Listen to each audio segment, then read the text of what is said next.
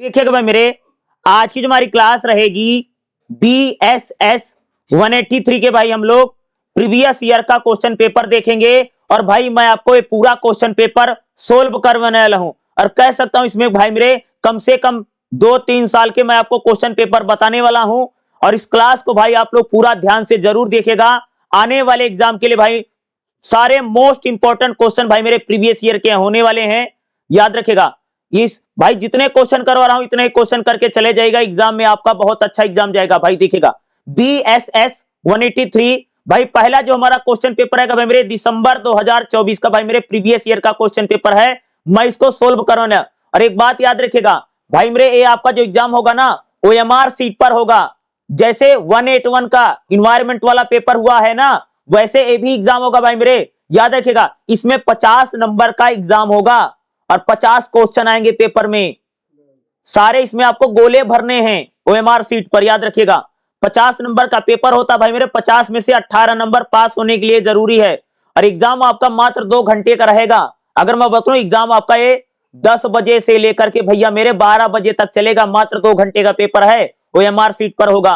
और इसमें सारे मल्टीपल चॉइस क्वेश्चन आते हैं और मैं आपको क्वेश्चन और आंसर सब कराने वाला हूं, तो इसलिए इस क्लास को ध्यान से देखिएगा। यही सारे क्वेश्चन आपको पेपर में भी देखने को मिलेगा, मैं जितने करवाने वाला हूं। इसलिए इस क्लास से बाहर क्वेश्चन नहीं आएगा, जितने मैं क्वेश्चन करा रहा हूं यही सारे क्वेश्चन आपको करके जाने हैं। और भाई मेरे इसमें कोई भी माइनस मार्किंग नहीं है, यानी अगर आपका एक आंसर अगर सही हो जाएगा तो भाई मेरे आपको 1 नंबर मिल जाएगा। 18 नंबर पास होने के लिए जरूरी है, याद रखिएगा। तो चलिए देखिए भाई हम लोग इस क्लास को करते हैं। तो देखिए भाई मेरे पहला क्वेश्चन हमारा क्या रहेगा, उपहार विलेख क्या है। क्वेश्चन क्या पूछा भाई मेरे, उपहार विलेख क्या है। तो जैसे उपहार विलेख क्या होता है, जिस भाई उपहार विलेख क्या होता है भाई मेरे, जैसे इसमें 4 ऑप्शन दे रखे ना, या एक वैध कानूनी दस्तावेज है, या एक वैध कानूनी दस्तावेज है जिसके तहत स्पष्ट स्वामित्व वाला एक वैध व्यक्ति स्वेच्छा से मौद्रिक प्रतिफलन के साथ अस्थायी अचल संपत्ति के किसी अन्य व्यक्ति में उपहार देता है। भाई उपहार विलेख क्या है, भाई उपहार विलेख मतलब समझते हो। अरे भाई उपहार विलेख इन चारों में से इसका आंसर क्या होगा। पहला भाई मेरे उपहार विलेख क्या होता है, यह एक वैध तथा कानूनी दस्तावेज है जिसके तहत स्पष्ट स्वामित्व वाला एक वैध व्यक्ति स्वेच्छा से अपनी अचल संपत्ति बिना किसी मौद्रिक प्रतिफलन के अन्य व्यक्ति को उपहार में। अरे भाई उपहार विलेख का मतलब होता है, कई बार भाई हम लोग अपनी जो जमीन नहीं होती, अरे भाई मेरे जमीन जायदाद भैया किसी को उपहार में दे देना, गिफ्ट में दे देना, ये होता भाई मेरे उपहार विलेख। उपहार विलेख का भाई मतलब होता है कि भाई मेरे जब कोई आदमी अपनी जमीन जायदाद जो है वो भैया किसी को गिफ्ट में दे दे, ये होता भाई मेरे उपहार विलेख। तो भैया पहले का भाई मेरे पहला हमारा राइट आंसर होगा, याद रखिएगा। पहला भाई हमारा राइट आंसर होगा। दूसरा भाई मेरे क्वेश्चन देखिए क्या रहेगा, CPR। CPR से आप क्या समझते हैं, यानी CPR भाई क्या होता है, ठीक है। CPR क्या होता है देखिएगा, यदि किसी व्यक्ति की सांस या हृदय रुक जाए तो उसकी जान बचाने में, यानी एक प्रक्रिया आपातकालीन इमरजेंसी CPR। यदि किसी व्यक्ति का दिमाग काम करना बंद हो जाए तो उसकी यानी जान बचाने के लिए आपातकालीन प्रक्रिया है। यदि किसी व्यक्ति का रक्तस्राव हो जाए, खून निकलने लग जाए तो उसकी जांच बचाने के लिए क्या होता है। भाई CPR क्या है, तो भाई मेरे इन चारों में से अगर बात करूं तो CPR क्या होता है, यदि किसी आदमी को भाई मेरे अगर किसी आदमी की सांस रुकती है तो उसकी जान बचाने के लिए भाई मेरे CPR का यूज किया जाता है। यह एक इमरजेंसी के समय, भाई अगर आपको सांस लेने में दिक्कत हो रहा है, तो भाई अगर किसी भी आदमी को सांस लेने में दिक्कत हो रहा है तो भाई उसको CPR दिया जाता है, ठीक है। CPR देने से क्या होता है कि भाई उसकी सांस आने लग जाती है, आपको कुछ समय के लिए भाई आपकी जान बचाई जा सकती है, इसी को भाई CPR कहा जाता है। तो भाई दूसरे का पहला हमारा क्या होगा भाई मेरे राइट आंसर होगा, याद रखिएगा। और भाई आपको जब OMR सीट पर एग्जाम दोगे ना तो आपको जैसे दूसरे का पहला राइट आंसर है तो आपको जैसे दूसरा क्वेश्चन होगा उसके सामने जैसे लिखा 1 2 3 4 ऐसे लिखा होगा, इसके सामने भाई ऐसे गोले बने होंगे, 1 के सामने, 2 के सामने, 3 के सामने, 4 के सामने। भाई इसका हमारा पहला राइट है ना, तो 1 के सामने भाई आपको ऐसे नीले पेन से इस गोले को भरना पड़ेगा। इस प्रकार से भाई मेरे आपको एग्जाम में OMR सीट पर ये पेपर देना है। भाई मेरे दूसरे का भाई क्या होगा, पहला हमारा राइट आंसर होगा, याद रखिएगा। चलिए भाई मेरे तीसरा क्वेश्चन देखिएगा, सार्वजनिक स्वास्थ्य देखभाल प्रणाली में आशा का अर्थ क्या है? क्या पूछ रहे भाई मेरे? सार्वजनिक स्वास्थ्य देखभाल प्रणाली में आशा का मतलब क्या होता है भाई? आशा क्या होता है? प्रामाणिक सामाजिक स्वास्थ्य कार्यकर्ता है, मान्यता प्राप्त सामाजिक स्वास्थ्य कार्यकर्ता है, वार्षिक सामाजिक स्वास्थ्य उपलब्धि है। भैया आशा क्या होता है? आप सबने सुना होगा ना, आशा बहु आशा बहु।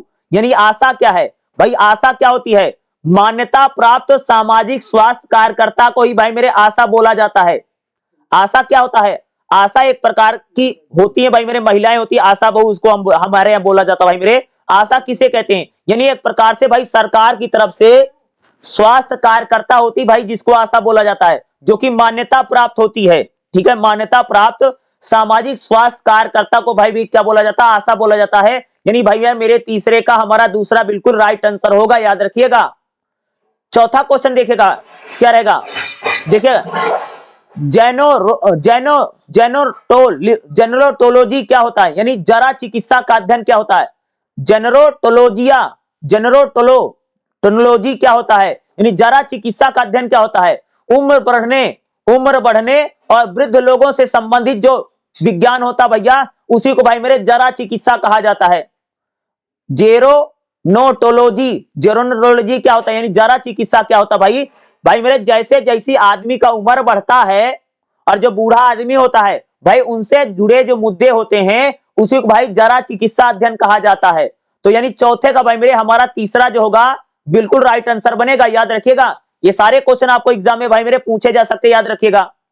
पांचवा भाई क्वेश्चन देखिए क्या रहेगा, सार्वजनिक स्वास्थ्य देखभाल प्रणाली में NLEP, भाई NLEP का अर्थ क्या होता है? यानी सार्वजनिक स्वास्थ्य देखभाल प्रणाली में NLEP का मतलब क्या होता है भाई मेरे? राष्ट्रीय कुष्ठ उन्मूलन कार्यक्रम। अरे कुष्ठ मतलब जिसको भैया मेरे सफेद दाग हो जाता है उसको बोलते हैं कुष्ठ रोग। ठीक है, क्या है? सार्वजनिक स्वास्थ्य देखभाल प्रणाली में NLPE का अर्थ क्या होता है? राष्ट्रीय कुष्ठ उन्मूलन कार्यक्रम इसको बोला जाता है, याद रखिएगा। NLEP कहीं पर भी पूछा जाए तो भाई आपको क्या राइट आंसर करना पड़ेगा? राष्ट्रीय कुष्ठ रोग उन्मूलन कार्यक्रम हमारा क्या होगा भाई मेरे? बिल्कुल राइट आंसर बनेगा। तो भाई पांचवें का दूसरा हमारा राइट आंसर होगा, याद रखिएगा। आपसे एग्जाम में भाई NLEP पूछा जा सकता है। ठीक है, चलिए भाई मेरे अगला क्वेश्चन देखेगा। अगला हमारा भाई छठा क्वेश्चन क्या है? विकलांगता के प्रति दान दृष्टिकोण क्या है? भाई विकलांगता को लेकर के एग्जाम में भाई 100% क्वेश्चन हर साल आता है। देखिएगा विकलांगता के प्रति दान दृष्टिकोण क्या है? देखो भाई, विकलांगता व्यक्ति को सहायता की आवश्यकता होने वाले रूप में देखा जाता है, क्योंकि वे अपना काम स्वयं करने में असमर्थ हैं। भाई विकलांगता क्या है? भाई अगर कोई व्यक्ति अपनी मदद करने में असमर्थ है, नहीं कर पा रहा है, जो आदमी भैया अपना काम नहीं कर पाता है, यही तो विकलांगता है। इसी को भाई हम लोग हैंडीकैप बोलते हैं, या इन्हीं को भाई मेरे हम लोग दिव्यांग बोलते हैं। तो भाई विकलांगता के प्रति दान दृष्टिकोण का अर्थ क्या है? भाई विकलांगता का मतलब होता है कि विकलांग व्यक्ति अपनी सहायता स्वयं नहीं कर सकते हैं। ठीक है, अपना काम स्वयं नहीं कर सकते हैं। विकलांग व्यक्ति को सहायता की आवश्यकता वाले लोगों के रूप में देखा जाता है। भाई बहुत सारे लोग भाई जो विकलांग लोग होते हैं, यानी जिनको दिव्यांग या हैंडीकैप बोला जाता है, उनकी भैया मदद करते हैं। विकलांग कौन है भाई मेरे? जो लोग अपना काम स्वयं नहीं कर पाते हैं, अपना काम करने में भाई मेरे असमर्थ होते हैं, इन्हीं को भाई मेरे हम लोग बोलते हैं विकलांग, या विकलांगता के प्रति दान दृष्टिकोण भैया यही है। छठे का भाई मेरे पहला हमारा राइट आंसर हो जाएगा, याद रखिएगा। भाई मेरे सातवां क्वेश्चन देखेगा, होमोफीलिया क्या है? भैया होमोफीलिया एक बहुत बड़ी बीमारी होती है भाई मेरे। होमोफीलिया क्या है? देखिएगा होमोफीलिया को लेकर के एग्जाम में क्वेश्चन 100% आएगा। देखिएगा होमोफीलिया क्या है? होमोफीलिया भाई मेरे एक एक्स लिंक्ड जन्मजात रक्तस्राव विकार है। अरे भैया जब आपके शरीर में से भाई मेरे खून निकल रहा है, यही होमोफीलिया है, जो जमावट कारक यानी 8 और 9 की कमी के कारण होता है। भाई अगर आप में 8 और 9 कह सकते हो कि नहीं है, कारक नहीं है, भाई आपको होमोफीलिया हो जाएगा। यानी होमोफीलिया क्या है? एक एक्स लिंक्ड जन्मजात रक्तस्राव विकार है। यानी भाई आपके शरीर में से रक्तस्राव यानी भैया खून निकलेगा, यही होता भैया होमोफीलिया। और भाई मेरे होमोफीलिया भाई मेरे बड़ी ही खतरनाक बीमारियों में इसकी गिनती की जाती है, याद रखना। यानी बहुत ही कह सकते भाई खतरनाक डेंजरस बीमारी भैया होती है होमोफीलिया, याद रखिएगा। और भाई मेरे होमोफिलिया को लेकर के एग्जाम में क्वेश्चन जरूर रहेगा भाई। इसका पहला हमारा क्या हो जाएगा भाई मेरे, राइट आंसर बन जाएगा, याद रखिएगा। भाई मेरे 8वां क्वेश्चन देखिएगा, बौनापन है भैया, बौनापन, बौना किसे कहते हैं, बौनापन क्या होता है देखिएगा, जब किसी व्यक्ति का कद आनुवांशिक या चिकित्सा कारणों से, अरे भैया किसी की हाइट भैया मेरे छोटी हो गई है, चाहे वो किसी रीजन से हो गई हो या आनुवांशिक हो सकता भैया उसके खानदान में लोग छोटे हो इसलिए उसकी हाइट छोटी है, ये बौना है। तो बौना कौन होता है, बौना किसे कहते हैं भाई मेरे, जब किसी व्यक्ति की हाइट बहुत कम हो जाती है उसको भाई मेरे बौना बोलते हैं। और बौना कौन है, जब किसी व्यक्ति की कद यानी हाइट आनुवांशिक या चिकित्सीय कारणों से, भैया आनुवांशिक कारण से या डॉक्टरी कारण से भैया अगर किसी की हाइट छोटी रह जा रही है, इसी को भाई हम लोग बोलते हैं बौनापन। आदमी भैया बौना हो गया, बौना बोलते हैं, छोटा हाइट का आदमी को बोलते हैं जी बौना। और भैया बौनापन को भी लेकर के एग्जाम में क्वेश्चन आपसे पूछा जरूर जा सकता है, याद रखिएगा। भाई अगला क्वेश्चन देखिए, क्वेश्चन नंबर 9, बेंचमार्क विकलांगता क्या है। अरे बेंचमार्क का मतलब कि भाई कोई व्यक्ति अगर इतना रहेगा तो उसको विकलांग माना जाएगा, इसको ही बोला जाता भैया बेंचमार्क विकलांगता। जैसे भाई मान लो कि एक आदमी को आंख से दिखाई नहीं देता है तो भाई उसका भी नंबर होता है, इतने से ज्यादा अगर आपको नहीं देखेगा तो आपको विकलांग समझा जाएगा। तो बेंचमार्क विकलांगता का मतलब होता भैया कि आदमी कितना विकलांग होगा तभी उसको विकलांग हम मानेंगे, सरकार मानेगी, इसी भाई अब बोलते हैं बेंचमार्क विकलांगता। देखेगा भाई मेरे बेंचमार्क विकलांगता क्या है, भाई मेरे इसका राइट आंसर होगा, देखो इस टाइप के जितने क्वेश्चन मैं बता रहा हूं बेंचमार्क विकलांगता ये वाला क्वेश्चन भाई पेपर में आ सकता है। देखेगा बेंचमार्क विकलांगता क्या, देखेगा विकलांग व्यक्तियों के अधिकार भैया, अरे भाई मेरे 2016 में भाई मेरे विकलांगता को लेकर के नियम कानून बना है, ठीक है। यानी विकलांगता क्या है, 40% से कम नहीं होने वाला व्यक्ति, यानी भाई आपको कम से कम 40% विकलांग होना जरूरी है। भाई मेरे अगर आपको कोई भी विकलांगता, आपको दिखता नहीं है, आपको सुनाई नहीं देता है, ठीक है भाई, अगर किसी भी प्रकार की अगर आप में विकलांगता है तो भाई वो मिनिमम 40% विकलांगता होनी जरूरी है। भाई विकलांगता अधिकार अधिनियम 2016 के अनुसार कह सकते हो भाई मेरे विकलांगता का 40% से कम नहीं होने वाला व्यक्ति है, विकलांगता भाई 40% से कम नहीं होनी चाहिए, यानी 40% अगर आप में विकलांगता है तो भाई आपको विकलांग माना जाएगा, ये समझ रहे हो। यानी इतना तो यही विकलांगता का भाई क्या बेंचमार्क है। और भाई 2016 में विकलांगता को लेकर के भाई मेरे सरकार ने नए नियम लेकर के आई है। और भाई विकलांगता को लेकर के 60 यानी 40% कम से कम मिनिमम विकलांगता होनी चाहिए, तभी आपको भैया विकलांग समझा जाएगा, तभी आपको हैंडीकैप समझा जाएगा, नहीं तो नहीं माना जाएगा जी। और जितने क्वेश्चन बता रहा हूं भाई सारे क्वेश्चन इंपॉर्टेंट है, याद रखिएगा। चलिए भाई अगला क्वेश्चन देखते हैं, ट्रांसजेंडर क्या होता भैया। अरे ट्रांसजेंडर आप लोग समझ गए भाई मेरे, भाई जो ना महिला है ना पुरुष है, अरे भैया उसी को भाई हम लोग कहते हैं ट्रांसजेंडर, थर्ड लिंग भाई मेरे, जो ना तो महिला है ना तो नर है ना तो मादा है, जो ना तो महिला है ना तो पुरुष है, इसी को भाई हम लोग कहते हैं ट्रांसजेंडर। ट्रांसजेंडर कौन है भाई मेरे, ऐसे व्यक्ति जो अपनी जैविक लिंग का समान लिंग की पहचान करते हैं, नहीं भाई ऐसे व्यक्ति भाई मेरे जो जैविक लिंग के समान लिंग की पहचान करते हैं, इसको बोलते हैं ट्रांसजेंडर। अरे भाई ट्रांसजेंडर का मतलब होता है समलैंगिक, समलैंगिक का मतलब अरे भाई जैसे लड़का है भैया लड़के का इंटरेस्ट अगर लड़के में है, इसको भाई हम लोग बोलते हैं समलैंगिकता। अरे होता नहीं भाई कई सारे आप लोगों को देखा होगा, लड़का कहता है भाई तो मुझे तो लड़कों में इंटरेस्ट है, भाई अगर कोई लड़का लड़के को देख करके रोमांटिक हो जा रहा जी, इसका मतलब ट्रांसजेंडर है। भाई आपने ऐसे कई सारी लड़कियों को सुना होगा कि भाई लड़की ने लड़की से शादी कर ली, क्या होता है, लड़की ने भैया मेरे लड़की शादी कर लिया, ये सब ट्रांसजेंडर में आते हैं जी। इसको बोलते हैं समलैंगिक, यानी समान लिंग के प्रति आकर्षण होना, यही समलैंगिकता है। इसको अंग्रेजी में भाई बोलते हैं ट्रांसजेंडर और हिंदी में बोला जाता है समलैंगिकता, यानी समान लिंग के प्रति आकर्षण। भैया लड़का भैया लड़के में इंटरेस्ट जगा रहा है, लड़के को लड़के में मजा आ रहा है, भैया लड़की को लड़की में मजा आ रहा है, ये सब क्या है, इसको बोलते भाई हमारे लोग बोलते यहाँ अंग्रेजी में कहते भाई मेरे ट्रांसजेंडर और हिंदी में बोलते भाई मेरे समलैंगिकता। समलैंगिक ट्रांसजेंडर क्या है, ऐसे व्यक्ति जो अपनी जैविक लिंग के समान लिंग की पहचान करते हैं, यानी जो उसका लिंग है वही सेम लिंग में उसका इंटरेस्ट है, यही भाई है ट्रांसजेंडर। भाई अगला क्वेश्चन देखिए 11वां क्वेश्चन क्या रहेगा, एसडीजी का मतलब क्या होता है। अरे सतत विकास हुआ होता ना, सस्टेनेबल डेवलपमेंट गोल्स। अरे भाई एसडीजी की फुल फॉर्म पता है आपको, एसडीजी का मतलब एस से होता सस्टेबल, डी से होता डेवलपमेंट और जी से मतलब गोल। भाई सतत विकास इसे भाई सस्टेनेबल डेवलपमेंट गोल्स को ही भाई हिंदी में बोला जाता है सतत विकास के लक्ष्य। तो भाई मेरे 11वें का हमारा चौथा राइट आंसर हो जाएगा। एसडीजीएस का मतलब होता है भाई मेरे सतत विकास के लक्ष्य, सस्टेनेबल डेवलपमेंट गोल्स ही इसको बोलते भाई सतत विकास के लक्ष्य। तो 11वें का भाई मेरे हम लोगों का आंसर क्या हो जाएगा भाई मेरे चौथा हो जाएगा, याद रखिएगा। ये क्वेश्चन भाई मेरे आपके एग्जाम में पूछा जा सकता है, याद रखिएगा। भाई मेरे अगला हम देखिएगा 12वां क्वेश्चन क्या रहेगा। आईएमपीएस का मतलब क्या होता है भाई, आईएमपीएस का मतलब क्या होता है भाई, एक प्रकार का जब हम लोग तुरंत भुगतान करते पैसे देते इसको बोलते आईएमएफ, आईएमपीएस यानी तत्काल भुगतान सेवा। भैया जैसे आपने कोई सामान खरीदा भाई मेरे, और भैया आपने तुरंत ही उसका पेमेंट कर दिया, पैसे दे दिए, ये इसको भाई बोला जाता है आईएमपीएस यानी तत्काल भुगतान सेवा को भाई हम लोग कहते हैं भाई मेरे आईएमपीएस। यही होता तत्काल मतलब तुरंत, यानी तुरंत ही आपने क्या कर दिया पैसे दे दिए। जिसे अगर आप 12वां क्वेश्चन देखो, देखो यह है आईएमपीएस क्या होता है, इमीडिएटली पेमेंट सर्विस। इमीडिएटली का मतलब होता है कि आपने भैया तुरंत ही पैसे दे दिए, जैसे आपने कोई सामान खरीदा है। 12वां क्वेश्चन तो यही ना, आईएमपीएस स्टैंड्स फॉर क्या है भाई, इमीडिएटली पेमेंट सर्विस। भाई आपने तुरंत तत्काल ही यानी तत्काल पैसे का भुगतान कर दिया, भैया तुरंत ही आपने पेमेंट कर दी, इसे भाई बोला जाता आईएमपीएस होता है। भाई अगला देखे 13वां क्वेश्चन क्या रहेगा।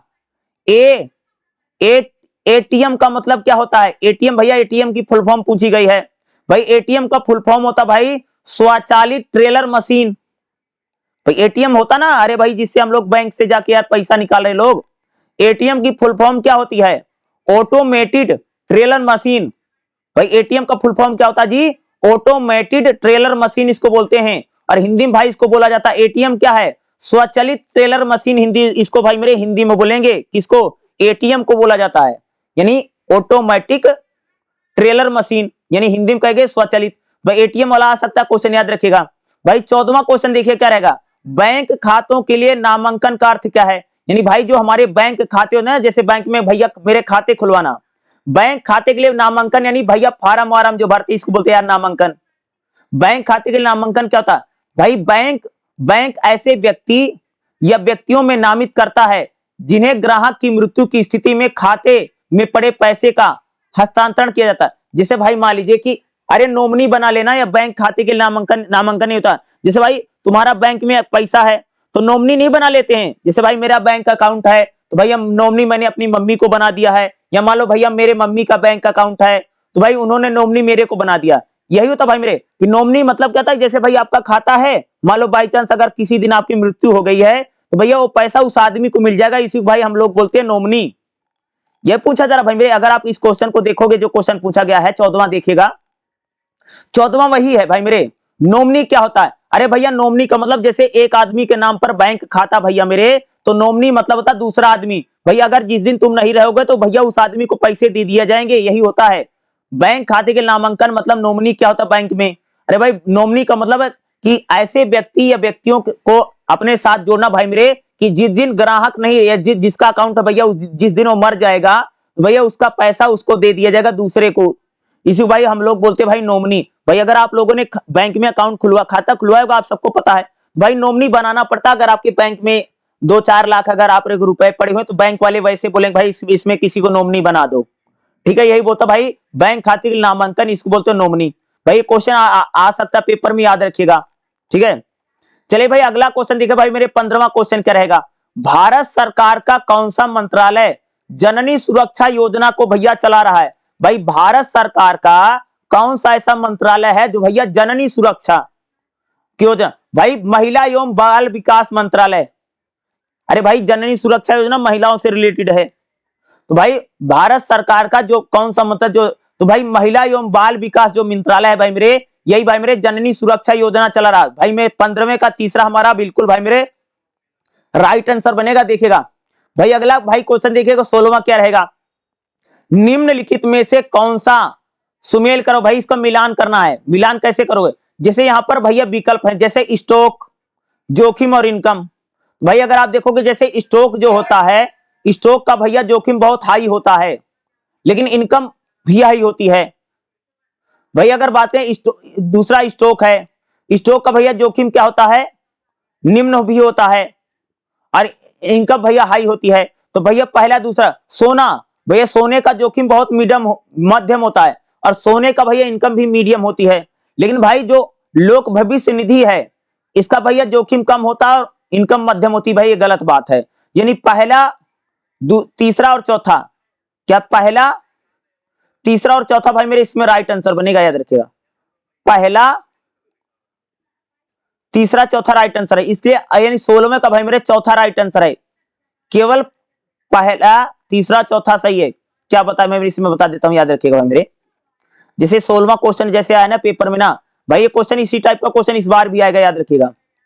तो भाई मेरे पहला यानी स्ट्रोक का जोखिम हाई होता है, रिक्स हाई होता है, और इनकम भैया हाई होती है, नंबर 1।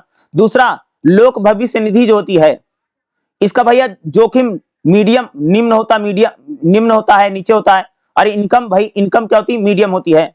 सोने का जोखिम मीडियम है और इनकम भाई मीडियम है। तो पहला तीसरा चौथा भाई हमारा राइट आंसर बनेगा, क्योंकि दूसरा वही सब चीज सेम लिख दिया भाई, दूसरा गलत हो जाएगा, ये दूसरा नहीं। तो पहला तीसरा चौथा हमारा राइट आंसर बनेगा। भाई 16वां जो क्वेश्चन करा रहा हूं ना, इस प्रकार का क्वेश्चन भाई एग्जाम में आ सकता है, देखिएगा भाई। अगला देखिएगा, पीएमजेडीवाई का मतलब क्या है भाई, प्रधानमंत्री जन धन योजना, प्रधानमंत्री जन धन योजना, इसका पूरा फॉर्म है भाई, फुल फॉर्म क्या है। अरे पी से प्रधानमंत्री, पीएम, अरे पीएम से भैया हो गया प्रधानमंत्री, जे से जन, डी से धन, वाई से योजना। भाई इसका फुल फॉर्म ऐसे बना लो, कैसे बनाओगे भाई मेरे, पीएम से हो गया भैया प्रधानमंत्री, जे से जन, डी से धन, वाई से योजना, प्रधानमंत्री जन धन योजना हो जाएगा 17वें का भाई मेरे, याद रखिएगा।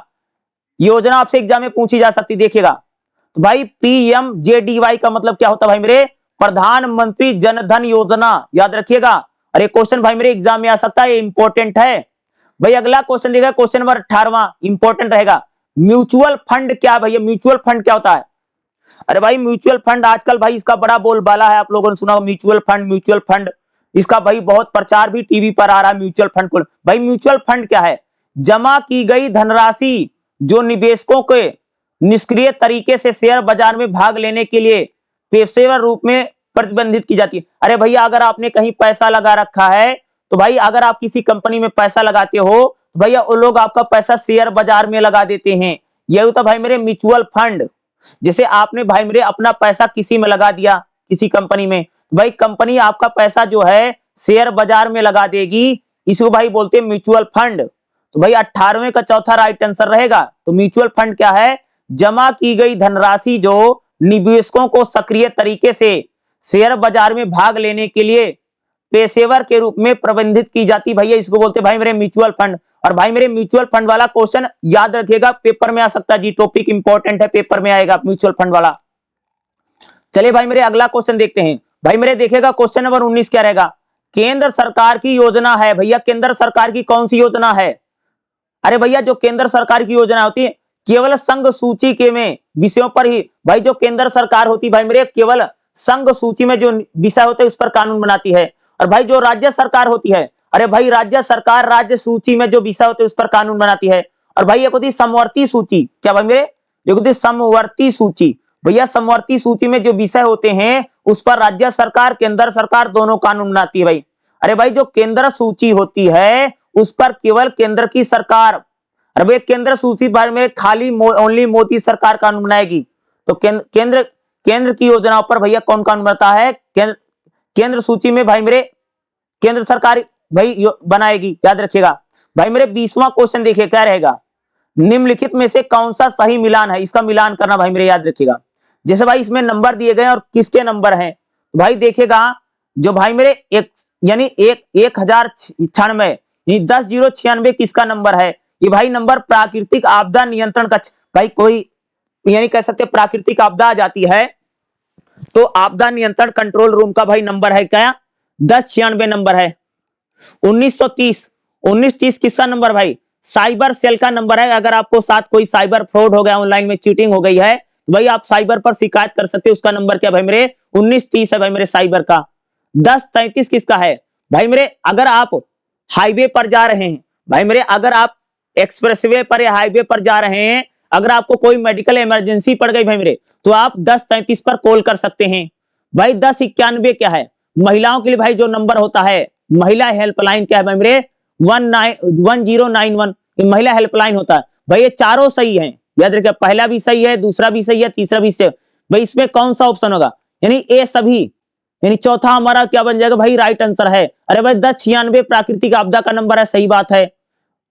1930 भाई साइबर सेल का नंबर है, सही है।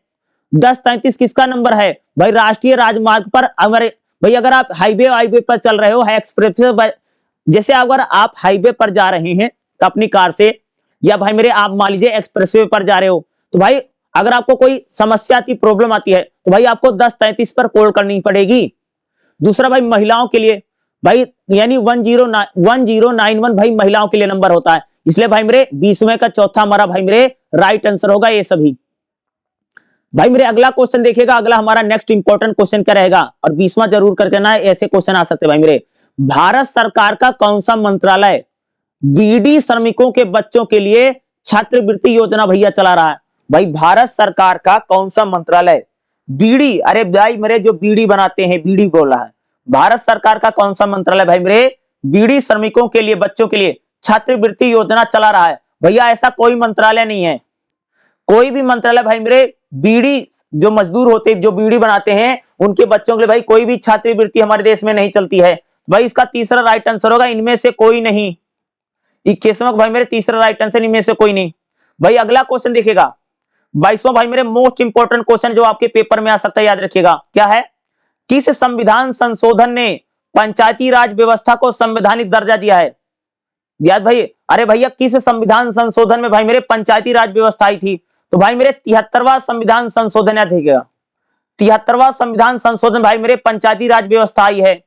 और दूसरा भाई मेरे 74वां संविधान संशोधन जो हुआ था, वो शहरों में नगर पालिका, नगर निगम को लेकर, याद रखिएगा भाई मेरे शहरों में जो नगर पालिका, जो नगर निगम है, उसके लिए भाई मेरे 74वां संविधान संशोधन है। और बल्कि भाई मेरे जो पंचायती राज व्यवस्था है, उसके लिए भाई मेरे 73वां संविधान संशोधन है, याद रखिएगा।